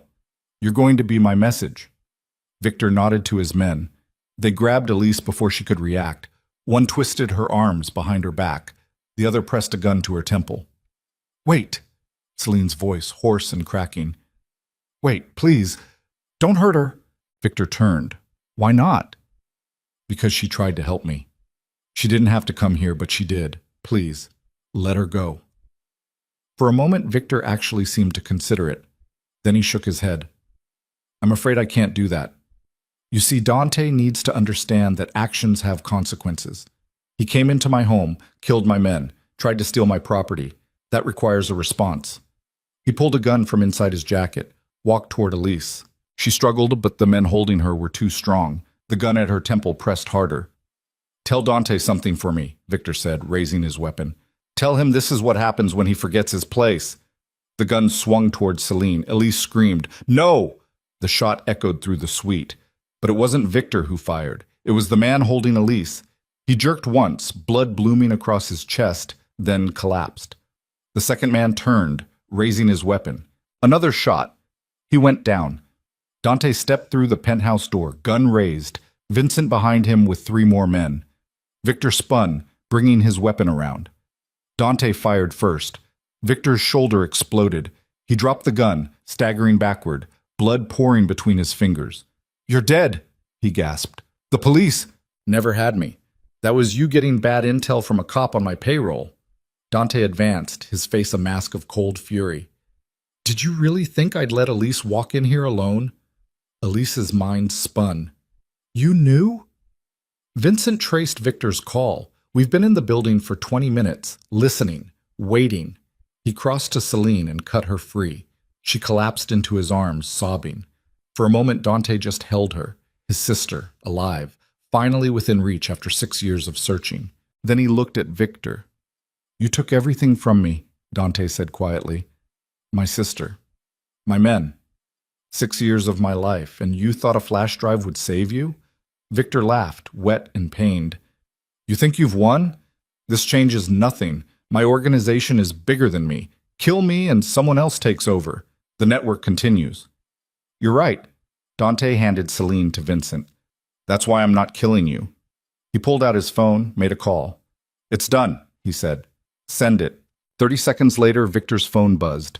He pulled it out with shaking hands, opened a message. His face went white. What is this?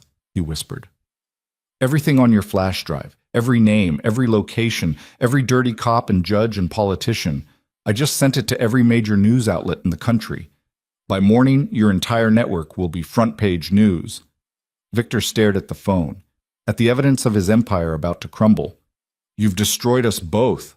No, I destroyed you. My businesses are legitimate.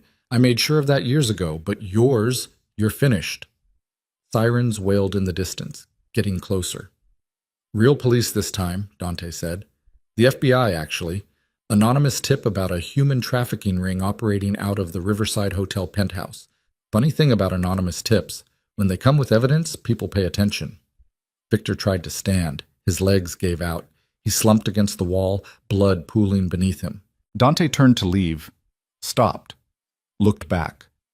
"I hope it was worth it," he said. "All those girls, all that money. Because where you're going, none of it matters." They left Victor bleeding on the floor as federal agents flooded the building. Wait, the safe house was different this time. Not a warehouse. An actual house on the outskirts of the city. Quiet. Secluded. The kind of place where you could catch your breath and remember what normal felt like. Celine sat wrapped in blankets on the couch, eating soup Margaret had made. She'd showered, changed into clean clothes, but the hollow look in her eyes said the damage went deeper than anything soap could wash away. Dante sat beside her, not speaking, just present. His hand rested on her shoulder like he was afraid she might disappear if he let go. Elise watched from the kitchen doorway, felt like an intruder on something sacred. Vincent appeared beside her. "We got confirmation. FBI took Victor into custody. Critical condition but stable. They're already rolling up his network." "The girls from the warehouse?" "Safe. Being processed through proper channels now. Counseling, medical care, immigration assistance for the ones who need it." Elise nodded. It was over. They'd won. So why did it feel like they'd lost everything? "You okay?" Vincent asked. "I don't know." "Yeah, me neither." He walked away, leaving Elise alone with her thoughts. Dante stood and crossed to her. He looked exhausted, older somehow, like the last few days had aged him years. "Thank you," he said simply. "For what?" "For not giving up. For pushing me when I wanted to quit. For walking into Victor's trap knowing you might not walk out. I didn't do it for you." "I know, you did it for Celine, for those girls." He paused. "That makes it mean more." Elise looked past him at Celine. "What happens now?" "She needs help, real help, therapy, time, space to heal." Dante's voice was rough. "I can give her all of that, but I can't give her back the 6 years she lost." "No, but you can give her the rest of her life." He nodded, turned to leave. "Dante." He stopped. "Owen's treatment, the contract. What happens to that now?" Dante pulled an envelope from his pocket, handed it to her. Inside was the contract she'd signed, torn in half. "You're free," he said. "The money keeps coming. Owen gets his treatment, but you don't owe me anything, not anymore." Elise stared at the torn paper. "Why?" "Buy it all because you were never really mine. You just convinced yourself you were because it was easier than admitting you chose to stay." The words hit harder than any bullet. "Go home, Elise. See your brother. Live your life. You earned it." He walked away before she could respond. "What?" Elise left that night, took her things, which weren't much, and caught a cab back to her old apartment. The building looked exactly the same. Somehow that felt wrong, like the world should look different after everything that had happened. She climbed the stairs to the 3rd floor and stopped outside her door. Someone was inside. She could hear movement, footsteps. Elise's hand moved to her pocket, but she'd left the gun at the safe house. She was unarmed, vulnerable. The door opened. A man stepped out, tall, sharp features, wearing a suit that screamed federal agent. "Miss Carter," he flashed a badge. "FBI, Special Agent Morrison. We need to talk." Her stomach dropped. "About what?" "About Dante Voss. About Victor Hale. About your involvement in everything that happened over the last month." He gestured inside. "May we?" 3 more agents sat in her living room. They'd made themselves comfortable. One was photographing her bookshelf.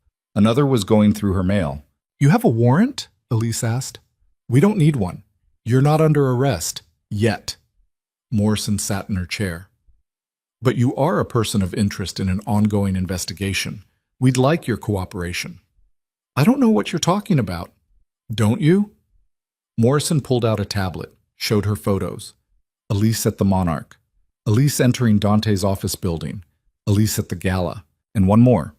Elise in the penthouse suite at the Riverside Hotel, standing over Victor Hale's bleeding body. "You've been busy," Morrison said, "working for a known criminal, attending events where illegal deals were brokered, breaking and entering, assault. We could make a very compelling case for conspiracy. Elise's mouth went dry. I want a lawyer. Of course. But before you call one, consider this. We don't actually care about you. You're small time. What we want is Dante Voss. He didn't do anything wrong. He orchestrated a coordinated attack on Victor Hale's organization. Multiple counts of arson, destruction of property. We have witnesses, evidence. Victor Hale was running a human trafficking ring. Dante stopped him. By breaking the law. Vigilante justice is still illegal, Miss Carter. No matter how noble the intentions. Morrison leaned forward. Here's what I'm offering. You testify against Dante Voss. Tell us everything you know about his organization. In exchange, we grant you immunity. You walk away clean. And if I refuse, then we charge you as an accessory to everything Dante did. You'll spend the next 20 years in federal prison, which means your brother dies before you get out. The words landed like a punch. Morrison stood. You have 24 hours to decide. After that, the offer expires. He left. The other agents followed. Elise sat alone in her apartment, surrounded by the wreckage of her old life, and realized with sick clarity that it wasn't over. It was never going to be over. Not until she chose which side she was really on. She didn't sleep that night, just sat at her kitchen table, staring at her phone, Morrison's card sitting beside it. Call Dante, warn him, call Morrison, save herself. 2 choices, both terrible. At dawn, she made her decision. She picked up the phone and dialed. It rang twice before a voice answered. Hello? Elise took a breath, steadied herself. We need to talk, she said. And in that moment, everything changed one final time, because the voice on the other end wasn't Dante. It was Owen. Elle, where have you been? The hospital's been trying to reach you. Something's wrong with the treatment. They said the payment stopped. They said... The phone slipped from her fingers, crashed to the floor. Elise stared at it like it was a snake. The payment stopped. Dante had promised. The contract was void, but the money would keep coming. Owen would get his treatment, he'd promised. Unless he hadn't. Unless the whole thing, the envelope, the torn contract, the freedom, was a test. And she'd failed. Elise grabbed the phone, called Dante's number. It went straight to voicemail. She tried again, same result. She tried Vincent, Margaret, everyone, nothing. Panic clawed at her throat. She pulled on shoes, grabbed her coat, and ran. The safe house was empty when she arrived. No Dante, no Celine, no Vincent, just silence and the lingering smell of gunpowder. They were gone. Elise stood in the empty room, her breath coming in short gasps, her mind fracturing. Then her phone buzzed, a text from an unknown number. You chose poorly. Attached was a photo. Owen. In his hospital bed, looking scared, and standing beside him just out of frame, the shadow of a man holding something that might have been a gun. Elise's legs gave out. She collapsed to the floor, the phone still clutched in her hand, and finally understood the truth. She was never free, would never be free, because in Dante's world, freedom was just another word for leverage. And she'd just given him all the leverage he needed to own her completely. The phone buzzed again. Another text. Come back. Or Owen dies. You have 1 hour. 60 minutes. To choose between her soul and her brother's life. To decide if she was willing to become the monster she'd been running from. To accept that the person she'd been before all of this, naive, hopeful, human, was dead. And something else had taken her place. Something darker. Something that knew how to survive. Elise stood, wiped her eyes, steadied her breathing. Then she walked out into the early morning light, toward whatever waited on the other side of this choice. Because there was no other option. There never had been. She belonged to Dante Voss. And she always. She belonged to Dante Voss. And she always would. The thought settled into Elise's bones like ice as she walked through Chicago's early morning streets. The city was waking up. Delivery trucks rumbling past, commuters shuffling toward the train, coffee shops flipping their signs to open. Normal people living normal lives, completely unaware that 3 blocks away, a woman was walking toward her own execution. Or her rebirth. Elise wasn't sure which yet. Her phone buzzed every 5 minutes. Morrison's number. She didn't answer. Let it ring until it went to voicemail, then watched the notification appear. 12 missed calls now. The FBI wanted her decision. They'd have to wait. The address Dante texted led to a building she recognized, the downtown office where she'd first signed the contract that had destroyed her life. Or saved it. The line between those two things had blurred so completely she couldn't tell them apart anymore. Security waved her through without a word. The elevator ride to the top floor felt longer this time. Or maybe time had just slowed down, the way it does when you're walking towards something that will either break you or forge you into something new. The doors opened. Dante stood by the windows overlooking the city, his back to her. He didn't turn when she entered. 58 minutes, he said. You're early. Elise's hands clenched into fists. Where's Owen? Safe. For now. I want to see him. No. You said, I said come back or he dies. You came back. He lives. That was the deal. Dante finally turned. His face was unreadable. But you don't get to see him. Not yet. Why are you doing this? Because you needed to understand something. He moved closer, each step deliberate. You think you made a choice when you walked away last night, that you were free. But freedom's an illusion, Elise, always has been. We're all owned by something, money, power, love, fear. The only difference is whether we admit it. So this is what? A lesson? This is reality. Dante stopped 3 feet away, close enough to see the shadows under his eyes, the tension in his jaw. Morrison came to see you, offered you a deal. Elise's blood went cold. How did you... I told you, I know everything. He wants you to testify against me. Gave you 24 hours to decide. And you're what? Testing me? Seeing if I'll betray you? No. I'm giving you a choice. The first real choice you've had since this started. What choice? Dante pulled an envelope from his jacket, handed it to her. Inside were 2 documents. The first was a wire transfer confirmation, $2 million, deposited into an account in her name. The second was a plane ticket, one way to Sydney, Australia, departing in 6 hours. Take the money, Dante said. Get on that plane. Start over somewhere Morrison can't touch you. Owen's treatment continues. I've already set up a trust that pays directly to the hospital. He'll never know where the money comes from. Elise stared at the documents. Her hands shook. And what do you get? I lose my best witness. Morrison's case falls apart without your testimony. I stay free. That's not what I asked. What do you get? Dante's expression flickered. The knowledge that I didn't completely destroy you. Bullshit. Elise threw the envelope back at him. You don't do anything out of guilt, so what's the catch? There is no catch. There's always a catch. Dante picked up the envelope, set it on his desk. You want the truth? Fine. Victor's network is finished. The FBI has enough evidence to dismantle everything he built. But they need someone to pin the violence on. The killings, the warehouse raids. Right now, I'm their target. So you want me to disappear so they can't use me against you? I want you to survive. His voice was quiet, intense. You walked into my world because you had no choice.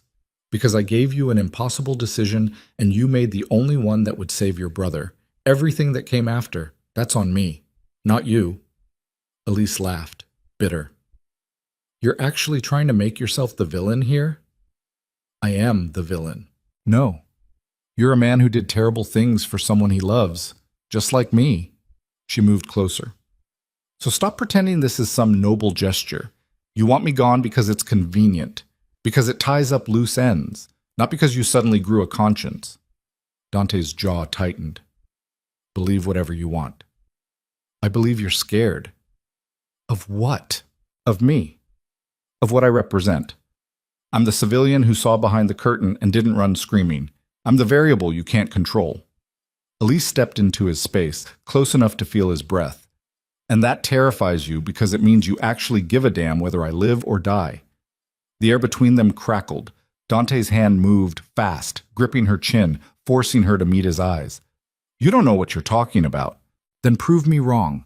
Let me see Owen, right now. If this is really about setting me free, let me see my brother and hear from his own mouth that he's okay. For a long moment, Dante didn't move, just held her there, his fingers tight against her jaw, something dangerous and desperate burning behind his eyes. Then he let go, pulled out his phone, made a call. "Bring him up," he said. 3 minutes later, the elevator doors opened. Owen stepped out, followed by Vincent. Her brother looked pale but whole. No bruises, no blood, just scared and confused and very much alive. "Elle?" His voice cracked. "What's going on? These guys showed up at the hospital and said..." Elise crossed the room and pulled him into a hug so tight he gasped. "Are you okay? Did they hurt you?" "No, I'm fine, just confused." Owen pulled back, looking between Elise and Dante. "Who are these people? Why did they bring me here?" "It's complicated." "That's not an answer." Dante spoke before Elise could. "Your sister's been working for me. The money for your treatment came from me. Now there are people who want to use her testimony to put me in prison. I needed to make sure she understood the stakes." Owen's eyes went wide. "You're the guy. The one Elle wouldn't talk about. The reason she could suddenly afford..." He turned to Elise.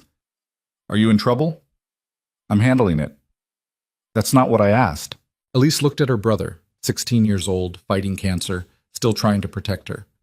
And she realized Dante had been right about one thing. Owen was her leverage, her weakness, the thing that could be used to control her forever, unless she cut the cord. "Owen," she said carefully, "I need you to listen to me. Really listen. Can you do that?" He nodded. "I made a deal to save your life, and that deal came with consequences. I've done things, bad things, to keep you alive. And now I have to make another choice." "What kind of choice?" "The kind where I decide whether to keep you safe by staying in this world, or keep you safe by walking away from it completely." Owen's face hardened. "I don't want you doing bad things because of me." "It's not your decision. Like hell it isn't. I'm not a kid, Elle. I know what cancer costs. I know what you gave up to keep me in treatment." His voice broke. "But I never asked you to sell your soul." "You didn't have to ask." "Then let me give it back." Owen looked at Dante. "Whatever deal you made with my sister, I'm canceling it. She doesn't owe you anything. Not anymore." Dante's expression didn't change. "It doesn't work that way." "Why not?" "Because your sister knows too much. About me. About my organization. About things that could put a lot of people in prison, or worse. I can't just let her walk away." "Then what do you want?" "I want her to choose, stay and accept what that means, or go and never look back." Owen turned to Elise. "Take the money. Get on the plane. I'll figure out the rest." "You'll die." "Maybe. Maybe not. But at least you'll be free." Elise felt something crack inside her chest. "I can't leave you." "Yeah, you can. You just don't want to." He was right. That was the worst part. He was absolutely right. Elise looked at Dante. "If I stay, what happens?" "You work for me. Officially. No more pretending you're just a consultant. You're part of the organization." "Doing what?" "Whatever needs doing. You're smart, ruthless when you need to be, loyal to the people you care about. Those are valuable traits." "And Owen?" "Treatment continues. Best care money can buy. But he doesn't know where the money comes from. You don't contact him. Don't visit. He thinks you took the money and left."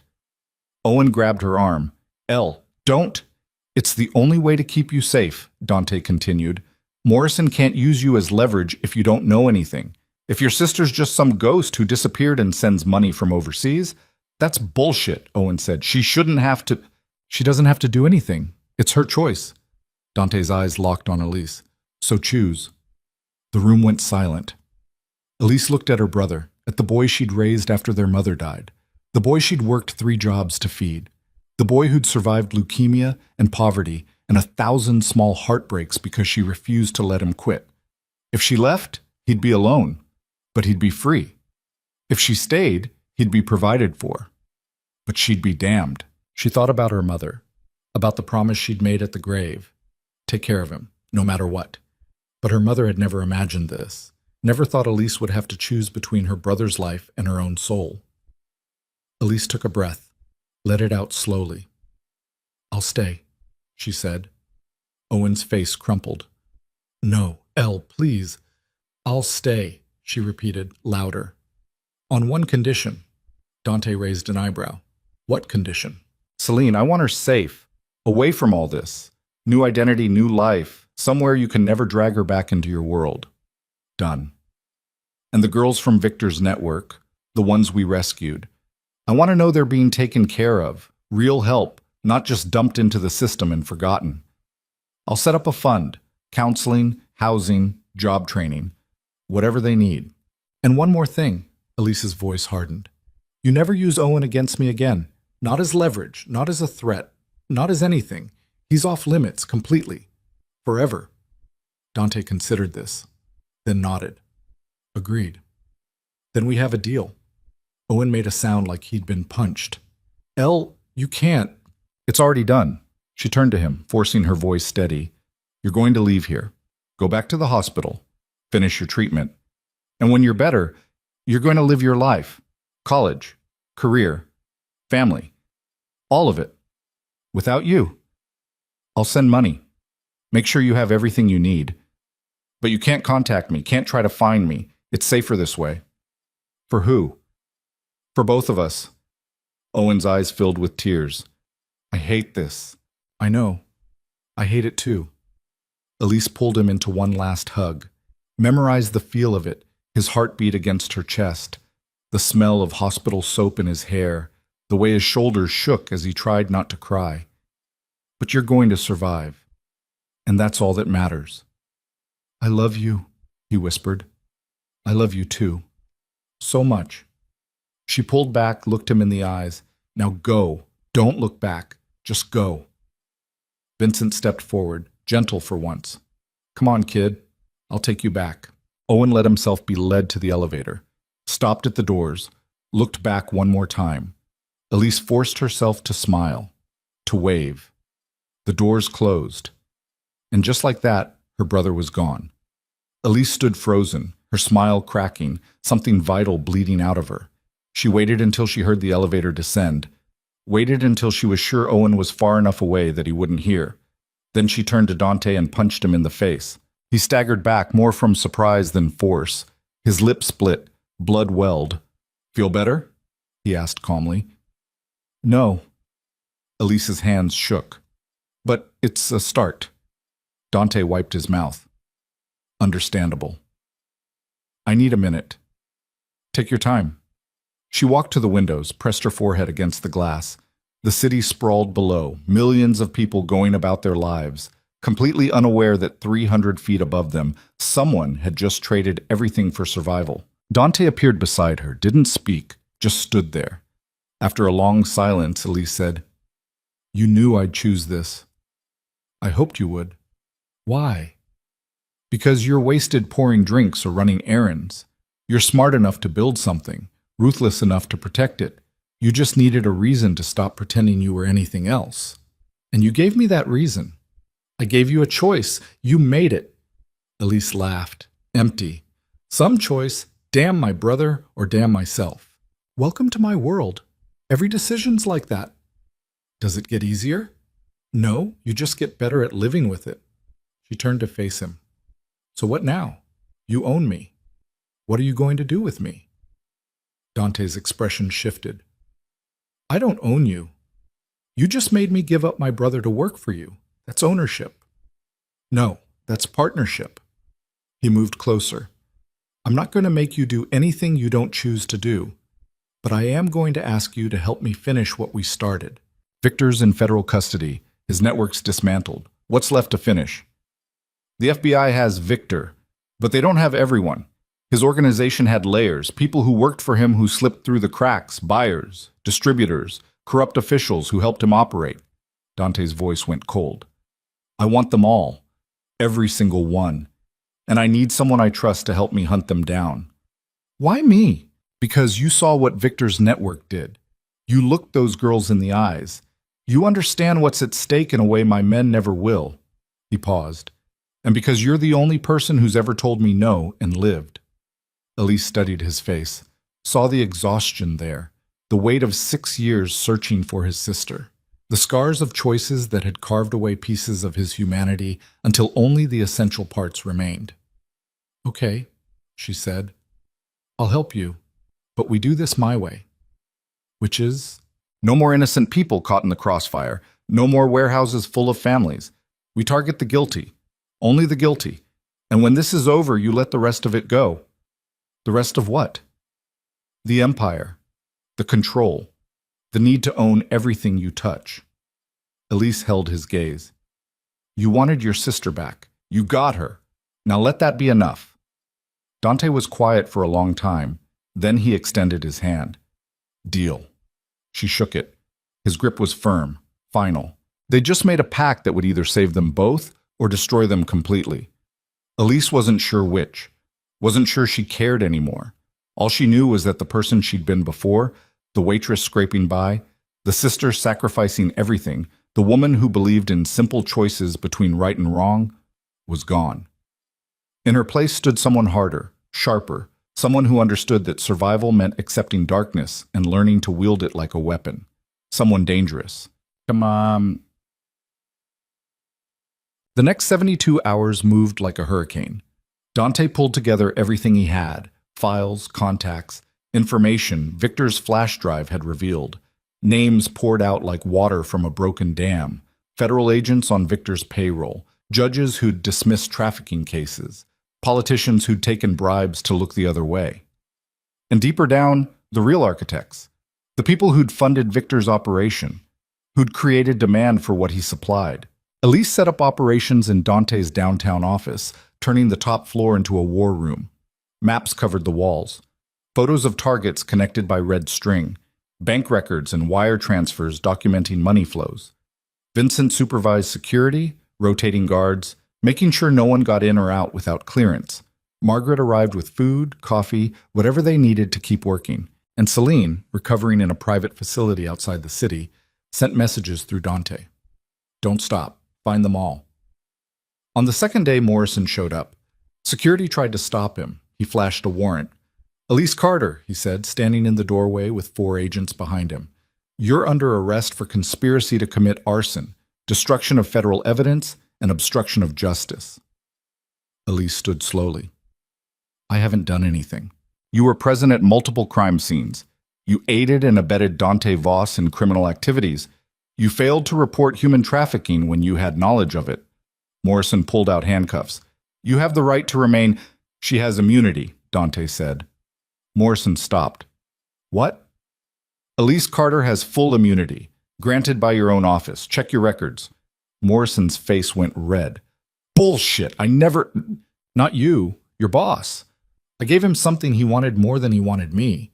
He gave me immunity for my key witness. What did you give him? Dante smiled. Senator Bradford? On tape. Discussing federal contracts in exchange for campaign donations. Your boss has been trying to nail Bradford for years. I handed him the case on a silver platter. Morrison's jaw clenched. You son of a bitch. I'm a businessman. I trade value for value. Dante's smile vanished. Now get out of my building before I have you arrested for harassment. Morrison looked at Elise. This isn't over. Yeah, it is, she said quietly. You wanted Dante. Now you've got Bradford instead. Take the win and walk away. He left. But the look he gave her promised this wasn't finished. The door closed. Dante turned to Elise. You okay? You traded a senator for me? I traded a senator for the ability to keep working without FBI interference. You were just part of the package. That's not an answer. Dante's expression softened, just barely. You're more valuable than Bradford ever was. So yeah, I traded him for you. Something shifted in Elise's chest. Something warm and terrifying and completely inappropriate given everything that had happened. She shoved it down, focused on the work. We've got 3 targets identified, she said, turning back to the maps. A federal prosecutor in Detroit who buried trafficking cases. A shipping executive in Baltimore who provided transport. And a financier in Manhattan who funded the whole operation. Pick one. We hit them tonight. All 3. Dante raised an eyebrow. That's aggressive. That's what you wanted. Fast, thorough, no second chances. Elise pulled photos off the wall. I've got plans for each one. Vincent's team hits Detroit and Baltimore simultaneously. We take Manhattan. We? You and me.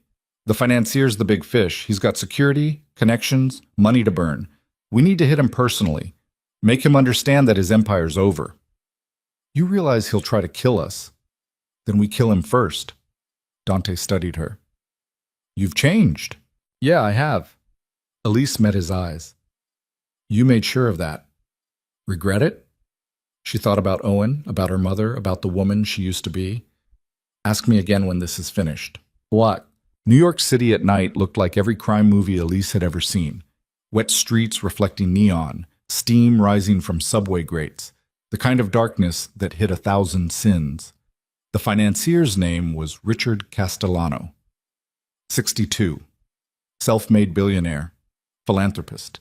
His name was on hospital wings and university buildings. He donated millions to children's charities. And he'd funded Victor Hale's trafficking network for 15 years. His penthouse occupied the top floor of a building in Tribeca, 40 stories up, glass and steel and security systems that cost more than most people's houses. Dante and Elise sat in a car across the street, watching the building. He's expecting us, Dante said. How do you know?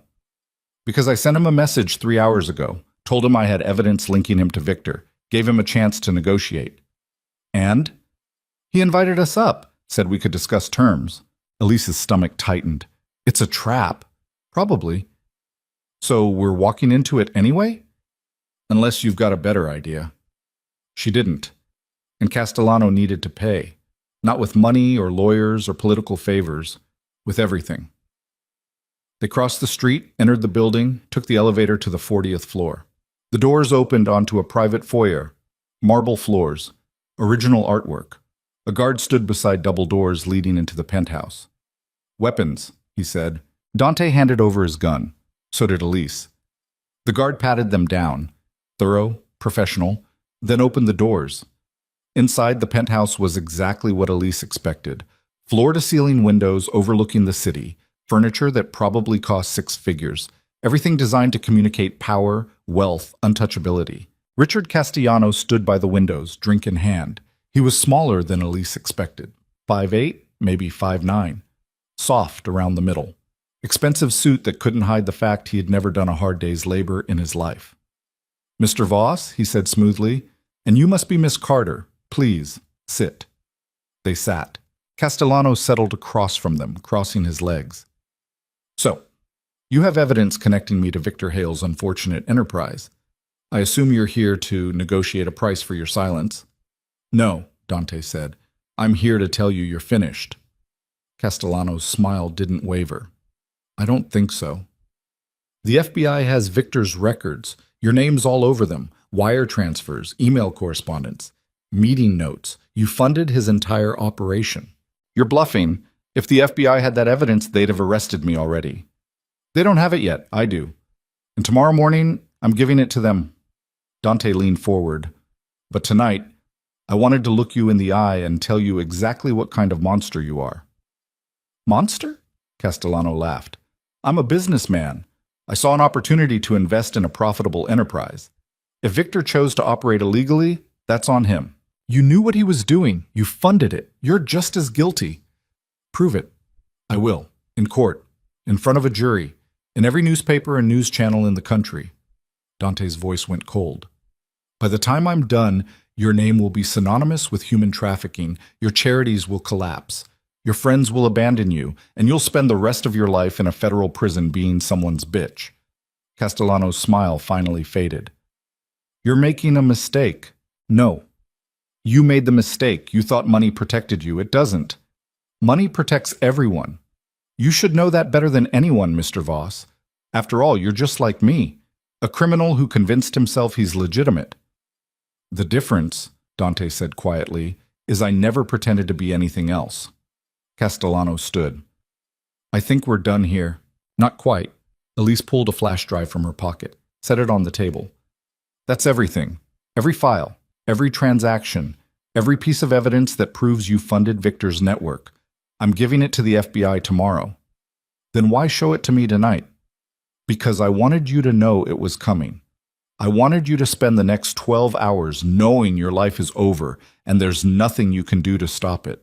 Castellano stared at the flash drive. His face had gone pale. You can't do this, he said.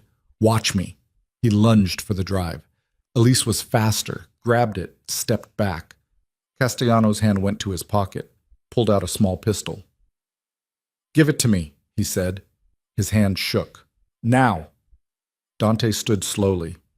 "Put the gun down, Richard." "I said give it to me." The guard from the foyer appeared in the doorway, weapon drawn. Everything happened at once. Castellano swung his pistol toward Elise. The guard fired, hit Dante in the shoulder. Dante went down. Elise threw herself behind the couch as bullets tore through expensive upholstery. The guard advanced. Elise had no weapon, no cover, no way out. Then Vincent crashed through the terrace doors. Glass exploded inward. Vincent hit the guard center mass, both men going down in a tangle. Two more of Dante's men followed, one engaging the guard, the other covering Dante. Castellano raised his pistol again. Elise grabbed a marble sculpture from the side table and threw it. Hit him in the chest. He staggered back, firing wild. The bullet missed her by inches. She rushed him, grabbed his wrist, twisted. The gun clattered to the floor. Castellano tried to push her away. She drove her knee into his stomach. He doubled over. Elise picked up his gun, pressed it against his temple. "You funded the rape and torture of hundreds of girls," she said. Her voice was shaking. "So was the gun. You profited from their suffering, and now you're going to pay for it." "Please," Castellano gasped. "I'll give you anything, money, information, whatever you want. I want you dead." Her finger tightened on the trigger. "Elise," Dante's voice, strained with pain, "don't." "Why not? He deserves it." "Because you're not a killer. Not like this." Dante struggled to his feet, blood soaking through his shirt. "You shoot him now, you become exactly what he is. Someone who thinks they're above justice. He'll buy his way out. You know he will. Money, lawyers, connections. Then we make sure he can't." Dante moved closer. "We give the evidence to the right people, not just the FBI, the press, victim advocacy groups. We make his crimes so public he can't hide from them." Elise kept the gun pressed to Castellano's head. Her whole body trembled. She wanted to pull the trigger, wanted to end him the way he'd ended so many lives. But Dante was right. Killing Castellano wouldn't bring those girls back, wouldn't undo the damage. It would just make her a murderer. Slowly, she lowered the gun. "Vincent," she said, "call the FBI. Tell them we have a confession." "What confession?" Castellano sneered. "I haven't said—" Elise pulled out her phone, played a recording. Castellano's voice, clear and damning. "I saw an opportunity to invest in a profitable enterprise. If Victor chose to operate illegally, that's on him." His face went white. "You recorded me?" "Every word." Elise pocketed the phone. "The FBI will love this." Sirens wailed in the distance, getting closer. Vincent helped Dante toward the elevator. "We need to go. Now." They left Castellano kneeling on his expensive floor, surrounded by broken glass and shattered illusions. The emergency room doctor dug the bullet out of Dante's shoulder without anesthesia. He didn't make a sound, just stared at the ceiling, jaw clenched, while the doctor worked. Elise sat beside him, holding his hand. She didn't remember reaching for it. But there it was. Her fingers laced through his grip almost breaking bones. "Done," the doctor said finally. "You'll need antibiotics, rest, physical therapy." "Great," Dante muttered. "I'll get right on that." The doctor left, shaking his head. Elise let go of Dante's hand. "You should have let me shoot him." "No, I shouldn't have. He deserved it." "Maybe. But you didn't deserve to carry that weight." Dante sat up slowly, wincing. "Killing someone changes you, even when they deserve it, even when it's justice. I didn't want that for you." "Too late. I'm already changed. Not that way. Not yet." He looked at her. "There's a difference between being ruthless and being broken. You're ruthless. I'm broken. Let's keep it that way." Elise's throat tightened. "You're not broken." "Yeah, I am. Have been for years. Celine just hit it. Gave me something to focus on besides the fact that I'm a monster who builds empires on blood." "You saved your sister. You stopped Victor. You're trying to take down everyone who enabled him. That's not a monster." "What is it then?" "Penance." Dante laughed, winced from the pain. "Penance requires forgiveness. I'm not looking for that." "Then what are you looking for?"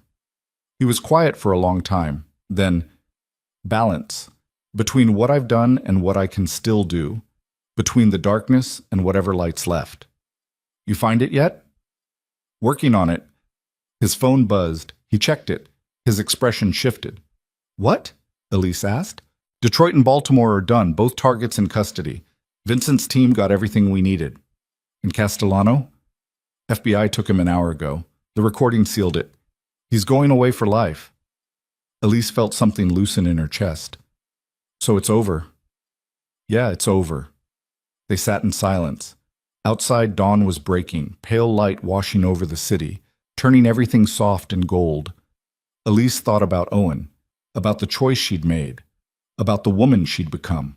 I need to ask you something, she said. What? When this started, you said you needed insurance, someone you could trust who wasn't part of your world. Was that true? Or was it always about something else? Dante considered this. At first it was true.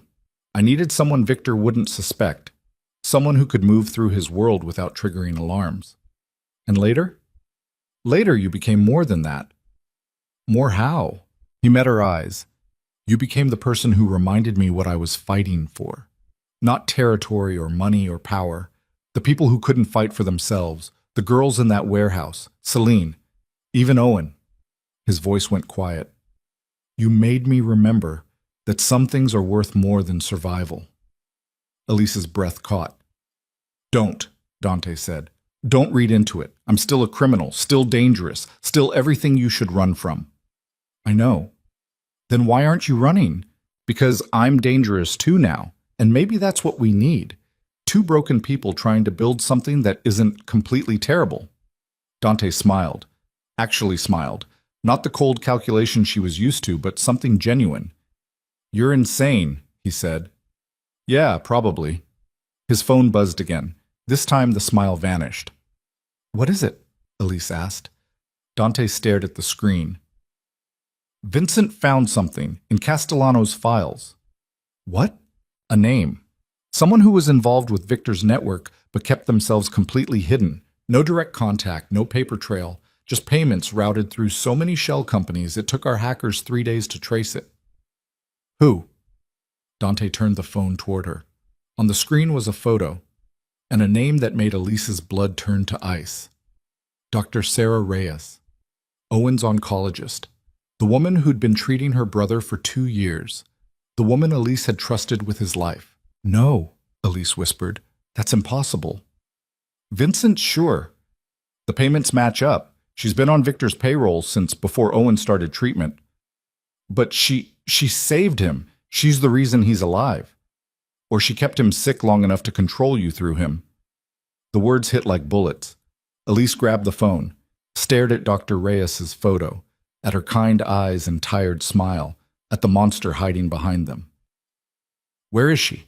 Elise's voice was flat, cold. Elise, where is she? Dante hesitated, then, she's still at the hospital. Vincent's watching her, waiting for orders. Elise stood. Let's go. We need to think this through. No, we don't. She turned to face him.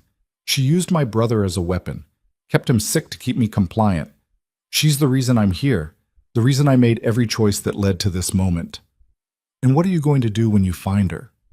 Elise picked up her jacket, checked the gun tucked in her waistband. Whatever it takes. She walked out. Dante followed, cradling his injured shoulder. And somewhere in Chicago, Dr. Sarah Reyes continued her rounds, completely unaware that the reckoning was coming. That the woman she'd manipulated and controlled and used as a pawn had just become a weapon. And weapons don't negotiate. They execute. Talk it. The hospital was quiet this time of night. Just nurses at their stations, machines beeping, the fluorescent hum of lights that never sleep. Elise walked through the hallways like a ghost, past the nurses who waved hello, past the janitor mopping floors, past rooms full of sick children fighting battles they didn't choose. Dante stayed close behind her, Vincent and 2 others fanning out to cover exits. Dr. Reyes was in her office, 3rd floor, West Wing. Elise didn't knock, just opened the door and walked in. Dr. Reyes looked up from her desk. Smiled that same kind, tired smile Elise had trusted for 2 years. Elise, what are you doing here? Is Owen? Owen's fine. No thanks to you. The smile faltered. I don't understand. Yes, you do. Elise closed the door, locked it. You've been on Victor Hale's payroll for 3 years. You kept my brother sick. Managed his treatment just carefully enough to keep him alive, but never well enough to end the leverage. Dr. Reyes went pale. That's ridiculous. I would never. Elise pulled out her phone, showed her the financial records, the wire transfers, the emails between Reyes and Victor's people discussing patient management and controlled deterioration. Don't lie to me, Elise said quietly. Not now. Dr. Reyes stood, back toward the wall. You don't understand. They threatened me, said they'd kill my family if I didn't cooperate. When? What? When did they threaten you? Before or after you started taking their money? Silence. That's what I thought. Elise moved closer. You weren't a victim. You were a collaborator, and my brother almost died because you valued your paychecks more than his life. I'm sorry, Dr. Reyes whispered. I'm so sorry. Sorry doesn't fix this. Elise pulled the gun. Dr. Reyes's eyes went wide.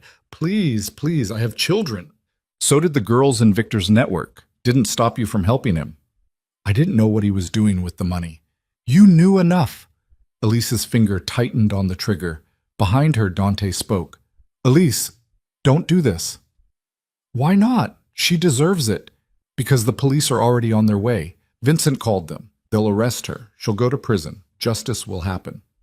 That's not justice. That's bureaucracy. It's the law. The law failed those girls. Failed Owen. Failed everyone Victor touched. Elise's voice cracked. Why should I trust it now? Because if you pull that trigger, you become exactly what she is. Someone who decided their pain justified taking a life. She used my brother, and she'll pay for it. In court, in public, where everyone will know what she did. Dante moved beside her. But if you kill her now, the story becomes about you, the vigilante who murdered a doctor, Victor and Reyes and Castellano. They all disappear into the footnotes. Is that what you want? Elise's hand shook. She thought about Owen, about what he'd said. I don't want you doing bad things because of me. She thought about her mother, about promises made at graves. She thought about the woman she'd been before all this, and the woman she was becoming. Slowly, she lowered the gun. You're right, she whispered. I can't. She turned toward the door, then spun back and punched Dr. Reyes in the face. The doctor went down hard, blood streaming from her nose. That, Elise said, was for Owen. Sirens wailed outside. Police flooded the building, and as they led Dr. Reyes away in handcuffs, Elise stood in the hallway and finally let herself cry. For her brother, for the girls they'd saved, for the person she'd lost along the way. Dante appeared beside her, didn't speak, just stood there while she broke apart. When she finally ran out of tears, he said, It's over now, really over. Elise wiped her face. Is it?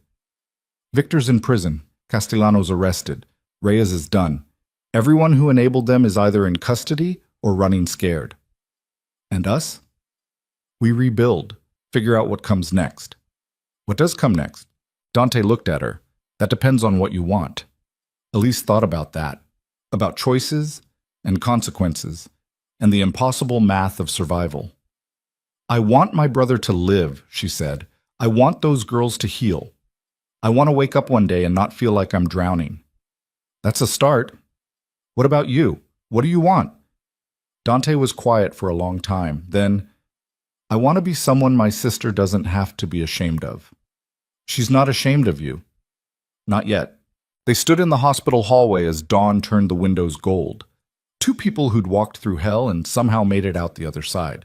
Not unscathed, not whole, but alive. And for now, that was enough. Come on, Dante said. Let's go home. Elise followed him out into the morning light. And somewhere behind them, the darkness they'd left in their wake began, slowly, painfully, to heal. But they didn't see it, because they were already moving forward, toward whatever came next.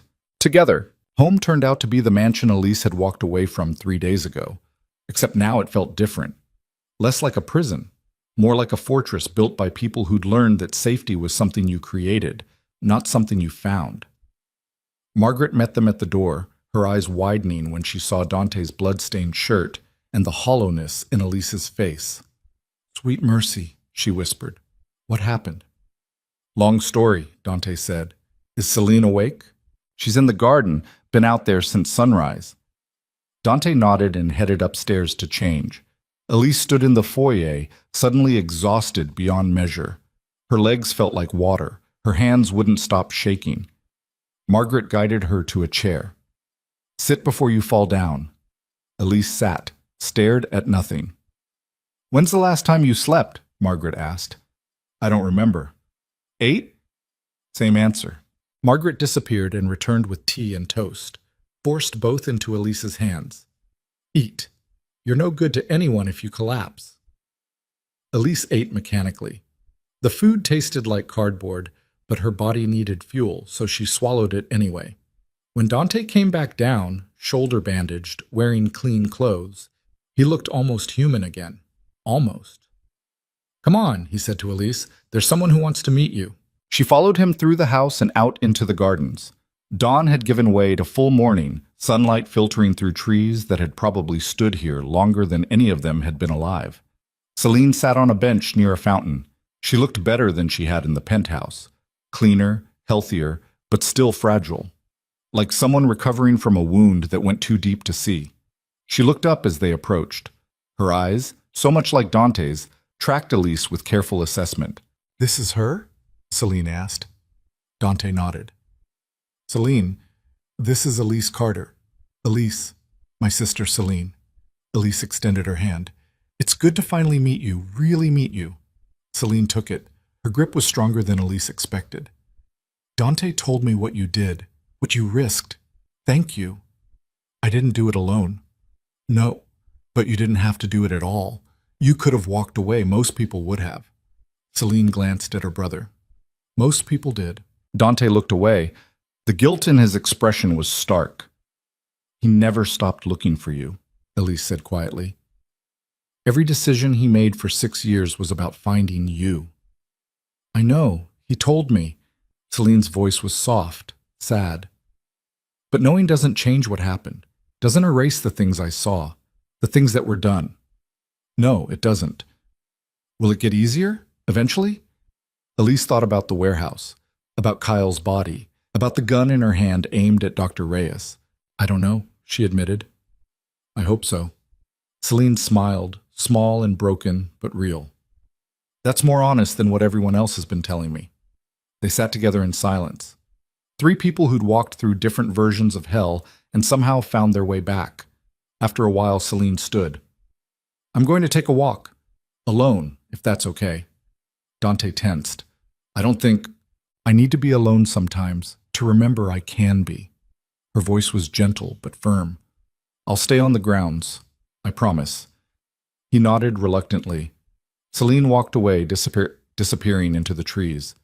Dante watched her go, something raw and unguarded on his face. "She's stronger than you think," Elise said. "She shouldn't have to be." "No, but she is. And that's what will save her." Dante turned to face Elise. "Thank you for everything. I know I've said it before, but I need you to understand what you did, what you sacrificed. I won't forget it. I didn't do it for gratitude. I know, you did it because it was right, even when it cost you everything." He paused. "That's rare, especially in my world." "Your world's different now. Victor's gone. His network's destroyed. You could walk away, build something legitimate." "Could I?" Dante's laugh was bitter. "I've been a criminal my entire adult life. I don't know how to be anything else." "Then learn. It's not that simple." "Yes, it is. You choose every day, every decision. You choose what kind of person you're going to be." Elise moved closer. "You saved your sister. You took down a trafficking ring. You protected me when you could have thrown me to the wolves. Those aren't the actions of someone beyond redemption. They're the actions of someone trying to balance a scale that will never be even." "Maybe, but trying counts for something." Dante looked at her for a long moment. Then he reached into his pocket and pulled out a small velvet box. What's that? Elise asked. Something that belonged to my mother. He opened it. Inside was a ring, simple gold band with a small emerald. She gave it to Celine the night before Victor took her. Celine managed to hide it all those years. She asked me to give it to you. Elise stared at the ring. Why? Because you brought her home. Because you gave up your brother to save someone else's family. Because she thinks you're the only person who understands what it cost. I can't accept this. She'll be hurt if you don't. Elise took the box. The ring was warm from being in Dante's pocket. She slipped it onto her right hand. It fit perfectly. Tell her thank you, Elise said, and tell her I hope she finds peace. I will. Dante's phone buzzed. He checked it, and his expression darkened. Fuck. What? Vincent. He's at the warehouse district. Says there's something I need to see. Now. The warehouse looked the same as it had the night they'd rescued the girls from Victor's network. Same rusted metal, same smell of oil and decay, same sense that terrible things had happened here and the walls remembered. Vincent stood outside, smoking. He looked grim. What is it? Dante asked. Inside. You need to see for yourself. They followed him into the warehouse and stopped. The interior had been transformed, not cleaned up or repaired. Vandalized. Spray paint covered the walls, not random graffiti. Words, accusations. Murderer, trafficker. Dante Voss killed my sister Elise Carter, helped him. Photos plastered the walls. Pictures of Dante, of Elise, of the mansion, the office building, the hospital where Owen was being treated. And in the center of the floor, arranged like a grotesque shrine, were candles and flowers surrounding a single photograph. A girl, maybe 15, dark hair, scared eyes, dead. Who is she? Elise whispered. Vincent crushed his cigarette. Her name was Maria Santos, one of the girls from Victor's network. She was in the warehouse the night we raided it. Got moved to a safe house. Social services placed her with a foster family last week. And 2 days ago she killed herself, left a note saying she couldn't live with what had been done to her, that no one could save her, that she'd rather be dead than carry those memories. The words hit like bullets.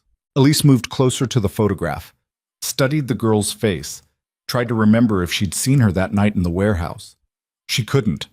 There had been so many girls, all of them terrified, all of them damaged. Who did this? Dante asked, gesturing at the graffiti. Don't know. But whoever it was, they know things. Details about our operation, about what happened at Victor's estate, about Elise's involvement. Vincent's voice was tight. Someone's trying to make this public, turn us into villains. We saved those girls, Elise said. We stopped Victor. And Maria still died. So did 3 of our guys in the raid. So did Kyle. So did everyone who got in the way of our righteous crusade. Vincent's eyes were hard. Maybe whoever did this has a point. Dante's jaw clenched. Clean this up, all of it, and find out who's responsible. And then what?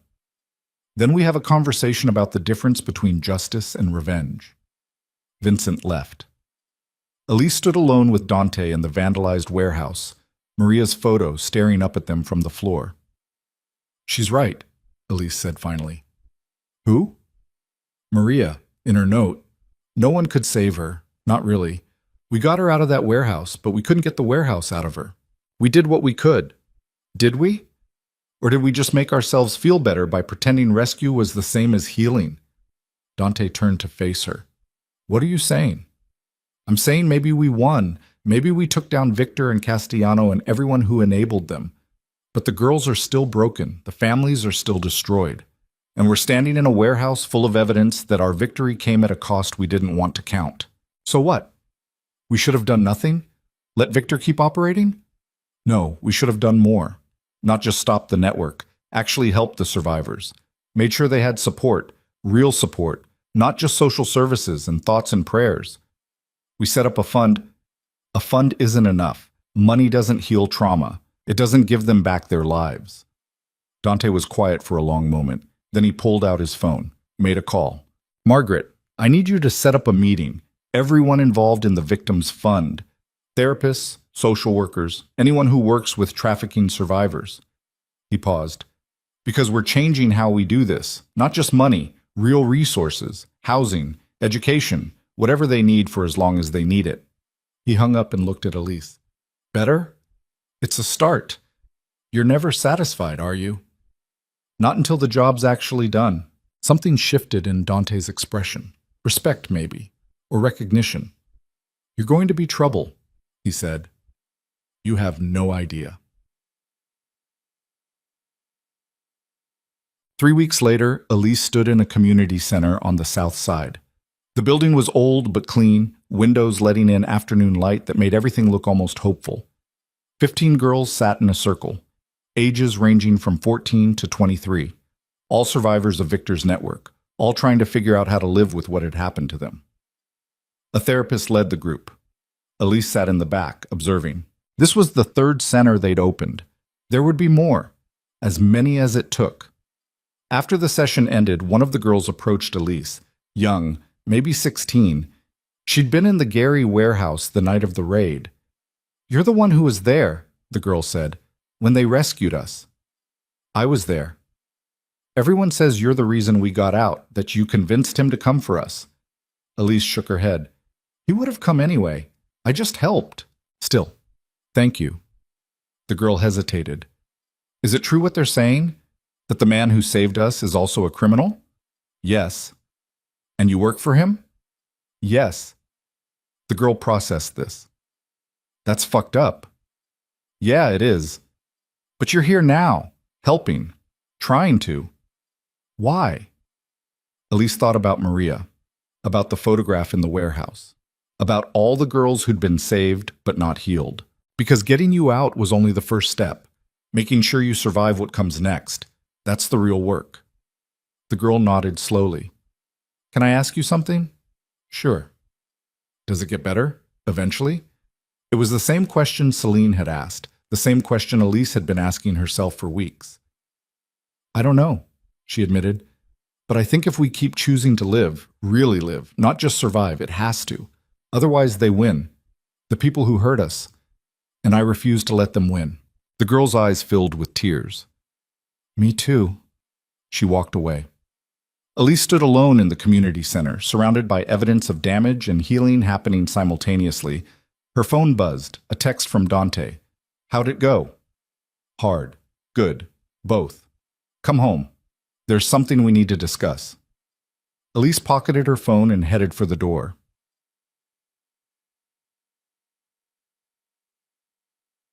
The mansion felt different every time she returned. Less like Dante's domain and more like something they were building together.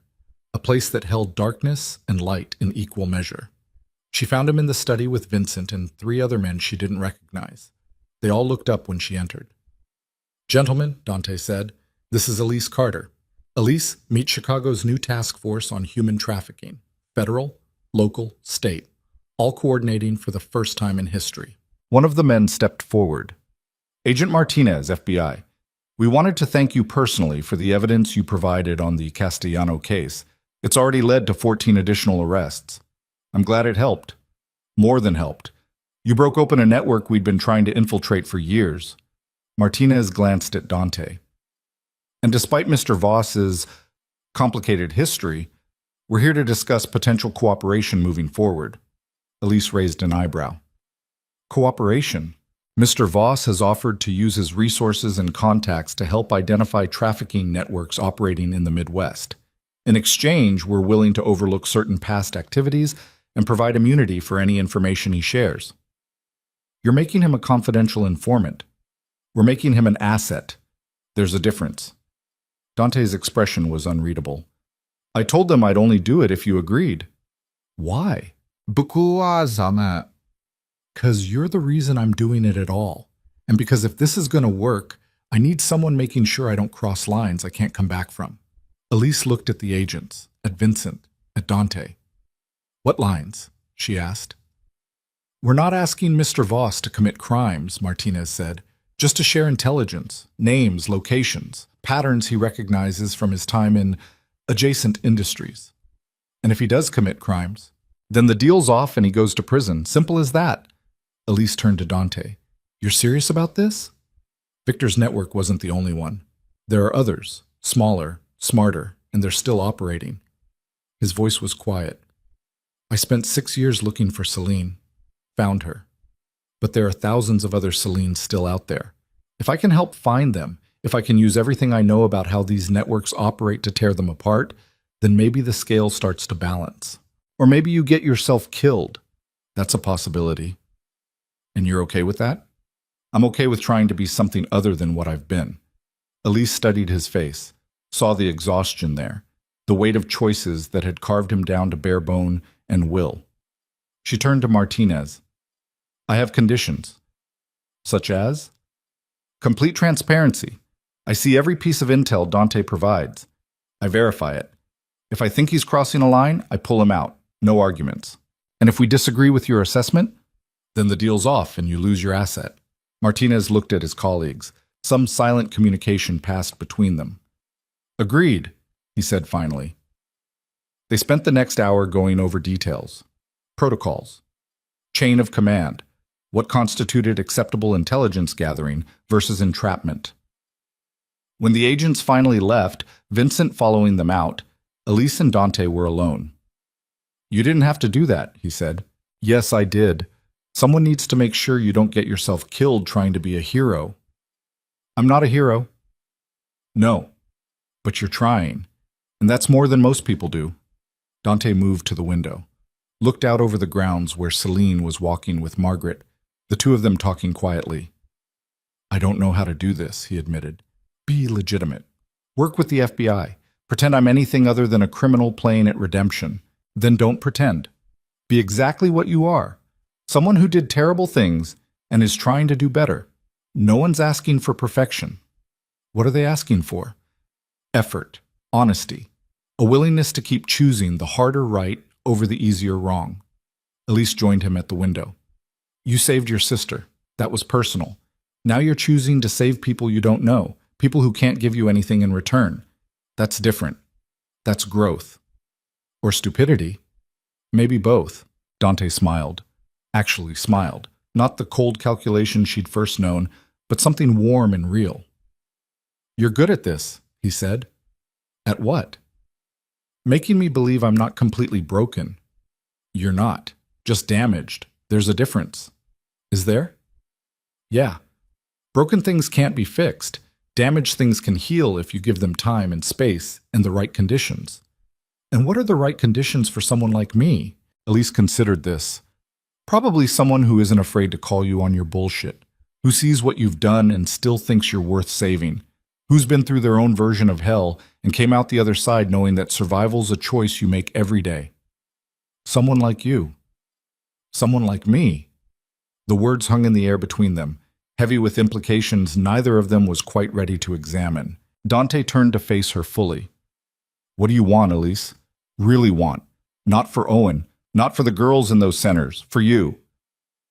No one had asked her that in so long she'd forgotten how to answer. She thought about it. Really thought. I want to wake up and not feel like I'm drowning, she said finally. I want Owen to be healthy and happy and free from all of this.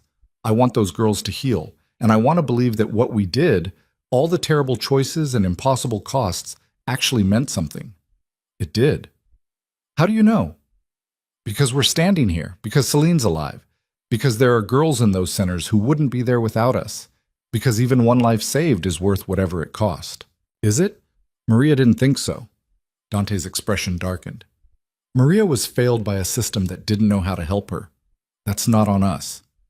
Isn't it? We broke her out of that warehouse and then handed her off to strangers. Told ourselves we'd done enough. But we hadn't. We just shifted responsibility. So what should we have done? Adopted 15 traumatized girls and played house? No. But we should have followed through. Made sure they had real support. Not just assumed social services would handle it. That's why we're building the centers now. Too late for Maria. Yes. But not too late for the others. Dante's voice was quiet. Intense. We can't save everyone. We can't undo the past.